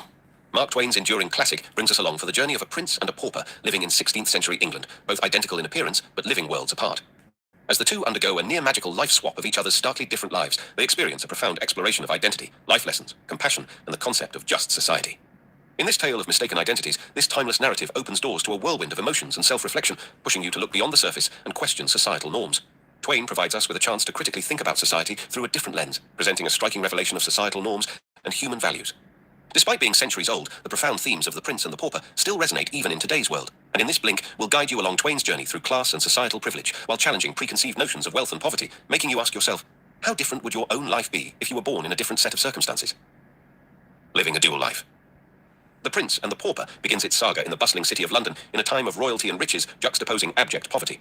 In this vivid setting, we meet our seeming doppelgangers, Prince Edward Tudor, the longed-for male heir of England's King Henry VIII, and Tom Canty, a young pauper surviving the slums. From their births, the boys' lives couldn't be more dissimilar.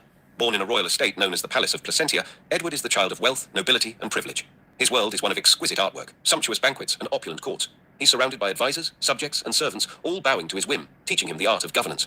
But despite these luxuries, Edward's life is far from perfect. He constantly battles the loneliness and the monotony that also accompanies the rigidity of royal life. In stark contrast, Tom Canty only knows a life of poverty, born in a hovel in the slums of Offal Court. His days are filled with hardship, constant hunger, and occasionally the wrath of his drunken father, John Canty. Tom's realm is one of grime, destitution, and despair. However, within him burns a flame of ambition and curiosity that lights up his dreary world. He relishes stories of knights and nobility, dreamily imagining the wonders of royal life. Fate intertwines their paths, when, one ordinary day, Tom Canty manages to sneak into the royal palace grounds, driven by his curiosity about noble life. Intrigue stirs when the prince and pauper come face to face and are awestruck by their startling resemblance. They become quickly acquainted, sharing the fascinating details of their lives. They marvel at the stark differences between their realities, differences which appeared to exist merely because of an accident of birth. Acting on a spontaneous idea, the boys switch clothes, seeking to sample each other's lives for a brief while. Each is enveloped by a sense of thrill and excitement for the journey they are about to undertake. This harmless disguise, however, has unforeseen ramifications. Not aware of their swap, the palace guards mistake Edward for Tom due to his ragged clothes, and he is swiftly ejected from his palace. Simultaneously, Tom, now in the prince's royal garb, is mistaken for Edward. Wandering unnoticed into the royal hall, he finds himself thrust into a position of unimaginable power. The unsuspecting palace inhabitants bow before him, thronging him with flatteries and treating him with utmost respect. The palace servants, oblivious of their mistake, revere Tom as their prince, nurturing within him a sense of royal entitlement he had only ever dreamed of. Meanwhile, Edward Tudor, dressed as a pauper, is faced with the brutal reality of Tom's life. His royal stance and articulate speech fill the London laymen with amusement. They scorn him and laugh at his tales of being a prince. Edward, unable to convince them of his true identity, grapples with this shocking new environment, a drastic departure from his cushy and respectful place inside the palace. Thus ensues the compelling journey of the prince and the pauper, two disconnected halves of an early modern England trying to understand a life beyond their own. Perspectives and misunderstandings. As the story unfolds, Tom Canty and Prince Edward are launched into uncanny worlds, and as they walk in each other's shoes, they experience unforeseen trials and tribulations. Safely ensconced within the palace walls, Tom's foray into noble life takes a dramatic turn. He is ensnared in a sea of elaborate meals, courtly protocols, and a dizzying array of unfamiliar faces and titles he is expected to recall. Initially, the comforts and privileges of the palace seem to make for a sweet existence. However, soon enough, he discovers that this world is not just about feasts, luxury, and grandiose. It's a world teeming with responsibility and expectations, forcing him to confront the complexity and pressure of royalty, contrary to the idyllic picture he had painted in his mind. Tom painfully stumbles through court rituals and struggles with his royal studies of Latin and law, much to the bemusement of his private tutors. His unfamiliarity with royal manners and protocol also raises several eyebrows among the staff and visiting dignitaries. However, his innocent charm and unconventional approach to his duties also bring a breath of fresh air to the monotonous royal life. There are moments of confusion and awkwardness, but there's something endearing about his mistakes. It adds a human touch to the palace that had long been missing. Meanwhile, Edward, the rightful prince, now robed in rags, is thrust into the harsh realities of life outside his sheltered palace. His eloquent language and regal demeanor are met with laughter and mockery. His claims of princely identity are dismissed as madness, and despite his haughty protests, he is quickly brushed off as a street urchin. Edward quickly realizes that his royal blood and title hold no value in this grimy, ruthless world. He encounters a world where people fight for survival, where brutish laws of the streets replace the refined courtly ones he's familiar with. Facing cold nights, hunger, and abuse at the hands of other street children, Edward develops a first-hand understanding of the hardships endured by the common people. He is also confronted by the brutal authoritarian measures of his father, King Henry VIII, as he witnesses the unjust treatment of the poor, helpless under the monarch's rule. Edward's encounters steer him head-on into an unfiltered view of the harsh realities of class divide.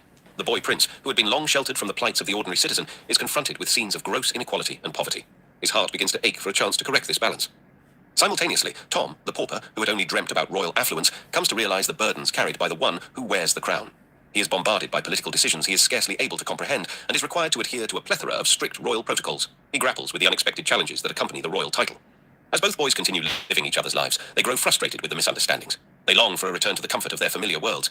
Yet, they are trapped in an exchange that starts to shine a light on the great divide that exists between their distinctively different worlds. They realize they have much to learn about the realities of life, their own small existence, and the larger societal fabric within which their lives are intertwined. They continue to make their paths through these parallels, leading the way to life-altering lessons in their unanticipated journey. Learning and growth. As the plot moves towards its climax, the young boys, Prince Edward and Tom Canty, each have much to learn from the strains of living a life that is not their own. Edward, who has been traversing London's unforgiving streets, is now far from the privilege and comfort he had known as a prince. His journey is a harsh roller coaster, testing the limits of his endurance and patience. In this grim new life, he experiences the gamut of fear, hunger, and solitude, the daily colloquy of a street urchin. Despite these challenges, the young Edward, with his intrinsic piety and royal blood, bears dignity and earnest courage, even in the face of adversities. He repeatedly surprises those around him by standing up against injustice and advocating for the rights of the people he encounters. In contrast, within the comfort of palace walls, Tom grapples with a different set of challenges. The responsibilities of royalty, the intricacies of governance. All of these appear daunting. He stumbles through royal rights, grapples with diplomatic duties, and tackles courtly politics. Surprisingly, the pressures and demands don't crush his spirit. Instead, they shape him into a character of patience and wisdom. Despite the wide gulf between his actual status and his present life, he adapts to his accidental ascendancy with fortitude and humility. The climax of the story comes when Edward runs into Tom's abusive father, John Canty. In an attempt to save him, a soldier misidentifies Edward as Tom. Edward seizes the opportunity to announce his rightful identity, shedding his pauper disguise. His regal attitude and detailed knowledge of palace life start to draw the crowd's attention. Seeing Edward's commanding behavior and familiarity with the royal life, the soldier decides to escort him to the palace to confirm the truth. Back at the palace, Tom is afraid of the consequences as Edward returns and claims his true place. He fears punishment and a harsh return to his former life of poverty. However, Edward surprises him as he warmly acknowledges Tom's inadvertent role in his transformative journey. He expresses gratitude for the experiences that have allowed him a first-hand understanding of his kingdom's wide range of subjects. At the end of this extraordinary journey, it becomes clear that both boys have grown by leaps and bounds. Edward turns from a naive prince into a just and understanding ruler, ready to assume his royal duties with empathy and wisdom. His horrid experiences have opened his eyes to injustice and suffering that was previously hidden from his royal view. This stirs in him a desire to be a benevolent ruler who understands the realities of his poorest subjects. On the other hand, Tom transforms from a naive pauper to a wise young boy who has tasted power. His stint as prince has taught him about authority, responsibility, and the harsh demands of leadership. The palace's luxury could not hide the impossible task of ruling an entire nation. He longs for his simple home, realizing the grass isn't always greener on the other side. In the end, The Prince and the Pauper underlines the beauties of human resilience, empathy, and evolution spurred by unimaginable circumstances. Both Edward and Tom re-emerge into their original lives, transformed by their respective experiences, both focusing on the greater good of humanity. The journey concludes with us savoring the heartwarming reality that the boys haven't merely swapped their lives, but also their perspectives and ideals of leadership, compassion, and social justice. Let's recap. Mark Twain's The Prince and the Pauper is a captivating narrative that takes us through an extraordinary life swap of two boys, identical in looks, but worlds apart in societal status. Via the vastly different experiences of the Prince and the Pauper, we're able to witness the stark contrasts of both lives, allowing us to reflect on how different our own lives could have been under alternate circumstances. What truly emerges as the novel's core essence, however, is the nuanced understanding of the human condition afforded by the dramatic switch of lives. Tom's journey from the pits of poverty to the helm of power broadens his horizons, teaching him to navigate the world of politics and authority, while Edward's misadventures among the paupers enlighten him to the daily realities and struggles of the common man, instilling in him empathy and a commitment to justice. It attaches a human face to the distant realms of royalty and pauperdom, transforming the way we perceive these societal constructs. In essence, The Prince and the Pauper is a tale of transformation, shedding light on the facets of society not often probed and thus making way for heightened understanding and enriched perspectives. Okay, that's it for this Blink. Thanks so much for listening, and if you can, please take the time to leave us a rating. We always appreciate your feedback. See you in the next Blink. Dale Carnegie, The Leader in You. Narrated by Oliver Maines. Life's in constant flux, but barring an apocalypse, a few things will always remain the same, like the fact that you coexist with other people. And whether it's in a professional or personal setting, the way you interact with them will make all the difference to your success and well-being. Research shows that even in technical fields like engineering, only 15% of financial success comes down to expertise. The rest, 85%, is due to personality and leadership skills. In other words, it pays to be smart about your relationships with others. These Blinks outline self-improvement guru Dale Carnegie's timeless principles that have helped millions communicate and motivate effectively. With practice and... Gary Vaynerchuk, crushing it. How great entrepreneurs build their business and influence, and how you can too. The world has changed. 20 years ago, if you wanted to get discovered as an actress, you'd maybe need to move to Hollywood. If you wanted to get ahead in business, you'd go to business school. Broadcast to millions? Well, it sure wasn't easy getting a primetime TV or radio slot. The internet and social media, by essentially doing away with industry gatekeepers, have all but destroyed the barriers to success, whether you're an entrepreneur, a performer, or any other kind of content producer. Top podcasts are streamed by millions every day. Actresses, artists, and all kinds of creative professionals are discovered on YouTube and Instagram all the time. And entrepreneurs across the globe are realizing that social media gives them unparalleled opportunities to communicate directly with potential customers. As you'll see in these Blinks, building a personal brand and cultivating it through social media is a route to success accessible to all. And that's equally true if you're a frustrated accountant, a food enthusiast ready to share your love of homemade preserves with the world, or a fashionista seeking to monetize your sense of style. Blink number 1. A strong and personal online brand is now one of the clearest paths to entrepreneurial success. Ask a kid today what she wants to do when she grows up, and there's a good chance she'll say, I want to be a YouTuber. Many adults might respond with a patronizing, that's not a real job, sweetie. But maybe those kids are onto something. The explosion of social media is a game changer that's made it possible for anyone to broadcast to a mass audience. Let's look at a few stats. Worldwide, people watch 1.25 billion hours of YouTube video every day. They post 66,000 photos or videos on Instagram every single minute. And on average, 20% of the time people dedicate to mobile is spent on Facebook. The scale and power of social media platforms make it possible for any of us to earn money from a personal brand. With only 1,000 followers, someone on Instagram can earn $5,000 per year from just 2 posts a week. Not a bad side income, right? Now think if you were posting more than twice a week. For those that really want it, the potential to monetize a personal brand is unlimited. Consider the author, Gary Vaynerchuk. He transformed his family wine business from a $4 million to a $60 million operation. His approach was simple. He built a strong personal brand by talking straight to customers. He ran an unusually honest video blog, doing tastings to the camera and giving frank advice. He spent hours every day replying to every single message he got on Twitter and Facebook. He helped people, and in turn, they came to like him, trust him, and buy from him. He built a one-on-one relationship with his customers, the kind of relationship that previously you could only form with small neighborhood stores. And after that, he took what he'd learned about online marketing and advised others. Today, Vaynerchuk runs a huge digital agency with offices in New York, Los Angeles, Chattanooga, and London. And all because he embraced the power of his personal brand. Blink number 2. Building a personal brand offers multiple routes to personal and financial success. What could a wine retailer, a fashionista mom, and a frustrated artist have in common? They all used a strong personal brand to lead a more successful life. The author used his brand to sell a product, wine. But many people have no obvious product and yet are successfully monetizing their personal brand. Brittany Xavier's Thrifts and Threads blog and Instagram were in the beginning just a fun way to showcase photos of her young family's life. But she noticed accounts like hers were tagging brands, and so she started doing the same. 6 months and 10,000 followers later, she started to charge brands $100 for a post mentioning them. She discovered that she was aiming too low when a jewelry business proposed a single blog and Instagram post for $1,000. Today, Xavier focuses on her family lifestyle brand full-time, earning plenty, traveling, and having fun. But what if instead of revolutionizing your life, you just want to make it a little better? Will a personal brand still help? Absolutely. Louis Blocka was a full-time art teacher and frustrated artist. He didn't want to give up his job, but he did want to have more success selling his art in his free time. After learning about Vaynerchuk's experiences, he started to consider how he could market his work differently. He hosted free wine and paint classes and posted pictures of the events on Instagram. What started as one class of 10 people became many classes of up to 100, and a combination of Instagram and word of mouth continued bringing in more people. The result? Well, he used to sell the occasional painting for $200, and this year he hopes to hit $30,000 in sales. That's a pretty hot side hustle for a full-time teacher. So whether you want to attain riches or just make some cash on the side, a personal brand executed on social media can make it happen. Blink number 3. There are 7 principles that really matter when you build your social media content. A house built on weak foundations will fail, and the same is true of your social media content. So what really matters? It's pretty simple. There are 7 principles you need to nail. The first is authenticity. People can always smell a fake, so don't disrespect your audience. Be real. You also need to be passionate. Whether for your product, your life, or the process of being an entrepreneur, it's passion that will keep you going when things get tough. Patience is a virtue, goes the old saying, and it's true here. Building something new takes time. Accept that. What else is virtuous? Hard work. If you want to crush it, you don't have time to spend your lunch break watching cat videos on YouTube or your evenings binging Walking Dead. Get on Twitter and make some connections. The world is moving fast, so you need to pay attention and move with speed. What are the latest trends? Is there a new platform you should be on? Look forward and don't waste time. Finally, you need the right intent. All great entrepreneurs have one thing in common. They're not only in it for the money. It might seem counterintuitive, but it's true. All the best influencers and entrepreneurs are altruistic. They are driven by providing service and value, and they love teaching and helping others. Listen to Jenna Sword, founder of a brand advisory service called You Can Brand. She says her truest love is watching the ahas go off in people's minds as she helps them solve a problem. When your intent is self-interested, customers won't tell others to come buy from you, and they won't come back. So center your activities around altruistic values. Think about what you can give and how you can help. That's the only sustainable way to be a success in the long run. And hey, it feels good too. Blink number 4. Don't worry about creating content. Document instead. The idea of creating engaging content for social media might seem daunting. Sure, you love sports cars, but do you really know enough about them to run a weekly video blog on YouTube? Well, don't let your misgivings stop you. Focus on documenting rather than creating. Rich Roll was an overweight, unhappy 39-year-old lawyer when he decided to give up the junk food, embrace veganism, and take up running. Years later, after becoming an endurance athlete, he thought it could be fun to film and share his training for the Ultraman World Championships. His 5-minute YouTube videos showing training or talking about diet started to get thousands of views. That led to a CNN interview, which in turn got him a book deal. He launched a hugely popular podcast, blogged like crazy, and kept YouTubing.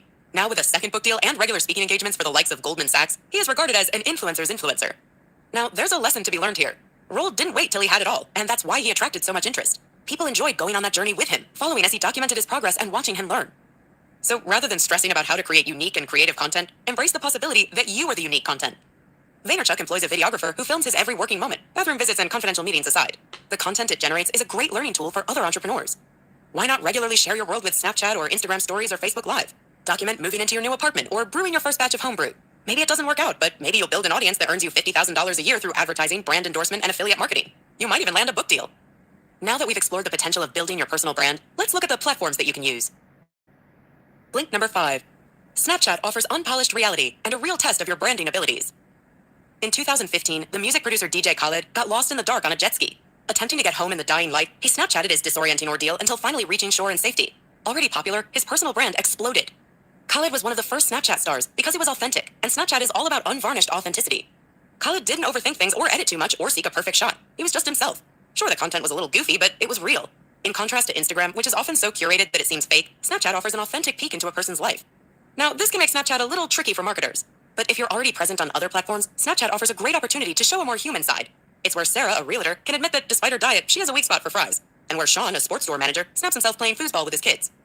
There's another reason Snapchat is tough and why it's such a great training ground for marketers. With no hashtags and no sharing, Snapchat offers no discoverability. So to go big on Snapchat, you really have to be offering value. Sharing a picture of your cappuccino isn't enough. Lauren of The Skinny Confidential, a lifestyle blog, explains that when she snaps a picture of her coffee, she also gives some value, saying something like, "I'm enjoying an iced coffee on this hot day. I'm using a silicone straw because it doesn't contain BPA, and I put cinnamon in there because it's good for your blood sugar levels." Snapchat forces you to give a little extra, to show your personality, to add some value, and that's good practice. Ultimately, Snapchat is a space to be human. You might not make lots of quick sales there, but you can reveal a little bit of your personality. What's not to like about that? Blink number 6. Twitter is a great place to get noticed with a specific target audience. Back in the day, the water cooler was the place to catch up on the latest gossip about news or a hit TV show. Now people chew the fat on Twitter, and that conversation is taking place 24/7 with input from every corner of the globe. But Twitter offers more than just chatter. It's also a great platform for getting noticed. Why? First, on Twitter, you have more chances to spark word of mouth. No one posts 50 times a day on Instagram, but tweeting 50 times? Totally fine. Second, the retweet function is an incredible way to generate awareness. Imagine you've made a video mashup of rap artist Drake's work. He's probably not going to see it, even if you tag him. But share it on Twitter, and if it's good, it might just get retweeted until Drake and everyone else notices. Twitter is also an easy way to build your profile for a particular target audience. Maybe you've always dreamed of being a sports presenter. Here's how you could use Twitter to achieve that dream. First, check out what sports topics are trending. Then start tweeting. Write a quick comment or post a short video. Use the right hashtags so anyone searching for that comment will pick up your tweets. Chip into conversations. Reply to some big influencers and ask if they want to check out your blog. On day 1, nothing's going to happen. You'll tweet all day and nada. But keep going. On day 5, a journalist might retweet you. This could give you 200 new followers, and in a month or two, a sports blog might ask if you'd like to write a guest piece. After 12 months of doing this on ideally a daily basis, your local sports station might reach out to see if you'd like to come in for a chat and a possible job. Being a hit on Twitter takes a heck of a lot of work, but if you put in those hours, you'll see what doors it can open. Blink number 7. YouTube is the best platform for creating wealth and opportunity, and you should get on it now. Did you know young adults watch more video on YouTube than on any TV network at prime time? And while you probably won't get on NBC anytime soon, you could be on YouTube today. Many people hold back from YouTube because they think, I'm no expert, and besides, I'm not that interesting. You should banish such thoughts. First, remember documenting is as interesting as creating. You don't need to be a whiskey expert to launch a whiskey vlog. Launch a Learning Whiskey with Bob vlog, and you and your audience, everyone put off by experts talking fancy language and drinking $200 malts, can learn together. Second, however niche your interests, they'll find an audience on YouTube. Take garage sales. Not so exciting, right? But on YouTube, there are garage sale videos with 400,000 views. The best way to get on YouTube is simply to do it. Just start. If your videos aren't great, so what? Nobody is watching them to start with apart from your mom. He'll get better with time. If they don't and you never attract viewers, hey, at least you've learned it's not for you and you can try something else. And on the flip side, really great content usually cuts through. Take Dan Markham. When his son needed a school project idea, they decided to see what's inside a baseball. They filmed themselves cutting the ball open and uploaded the footage to YouTube. A year later, Dan realized people had been watching it, enough people to generate ad revenue.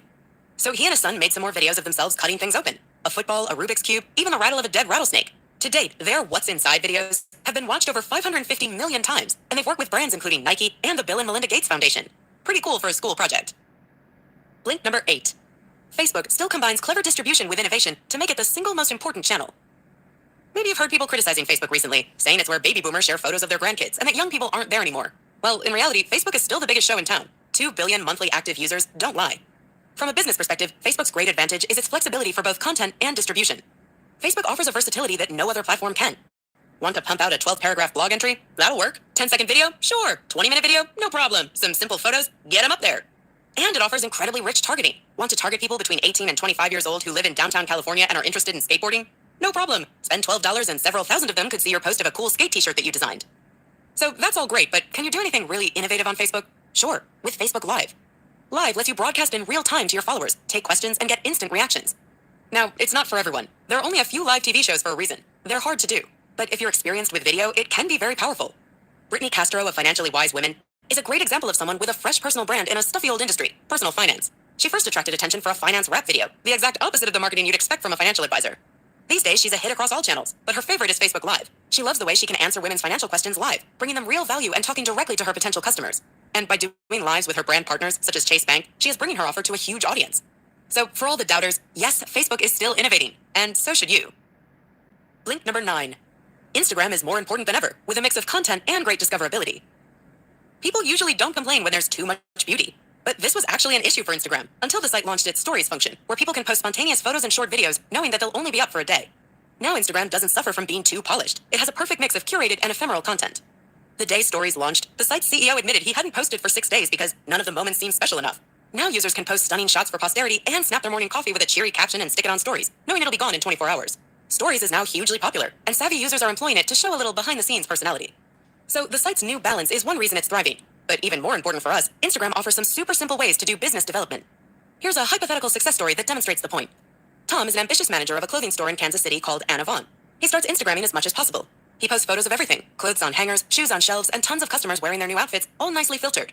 Every post has the right hashtags. Hashtag Anna Vaughn wear, hashtag Kansas fashion, hashtag fall trends, hashtag fall fashion. On his lunch break, he starts to reach out to stylish locals by searching Kansas City and seeing who pops up. He direct messages some of the more popular and fashion-oriented people, saying, hey, I manage Anna Vaughn. We love your style. Come by and we'll give you 25% off your purchase. Of the 40 people he reaches out to, 6 post on their social media about this nice guy who complimented them and helped them out. Tom then invites his influential locals in for a fashion night with a 30% discount and makes the event so fun that he doesn't even have to take photos anymore. All the guests are uploading to Instagram themselves. Hashtag Anna Vaughn. Sales are up and so is Tom's personal brand. What's next for him? His own fashion line? A successful blog? Thanks to his work on Instagram, the choice is his to make. Blink number 10. The hottest trend right now is spoken word media. Get on board before it's too late. Ever tried watching video while cleaning your bathroom? It's not so easy, but listening to something? That works. By selling the ability to multitask, spoken word media will always have a huge market. Podcasts can be a great place to find and nail your niche.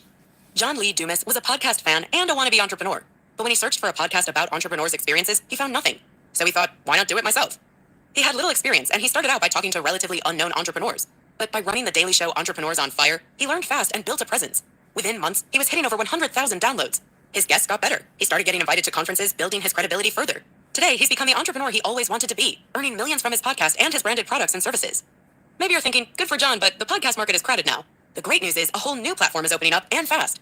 Content delivered by digital assistants such as Amazon's Alexa or Google Assistant in super short spoken flash briefings is the next big thing. The author already produces a daily flash briefing that you can subscribe to. Before you brush your teeth in the morning, tell Alexa to give me my flash briefings, and you'll be able to hear his 1-minute daily motivational message.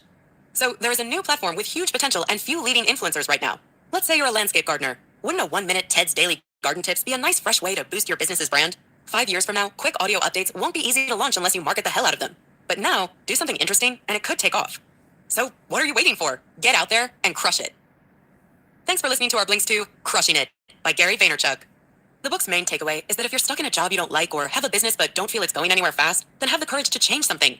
Build a life and a business around something you truly love, whether that's helping people learn about fashion or custom-made tree houses or garage sales, whatever your passion may be. Document your journey on YouTube. Use Twitter to catch the eye of fellow treehouse enthusiasts. Distribute your fashion ideas on Facebook and share across Instagram. And always keep one eye out for the next big platform. Want some more actionable advice? Reach out to others, but do it right. Reaching out to influencers, people with a large following on social media platforms, through direct messages is a surefire way to build collaborations and get advice, so don't be shy.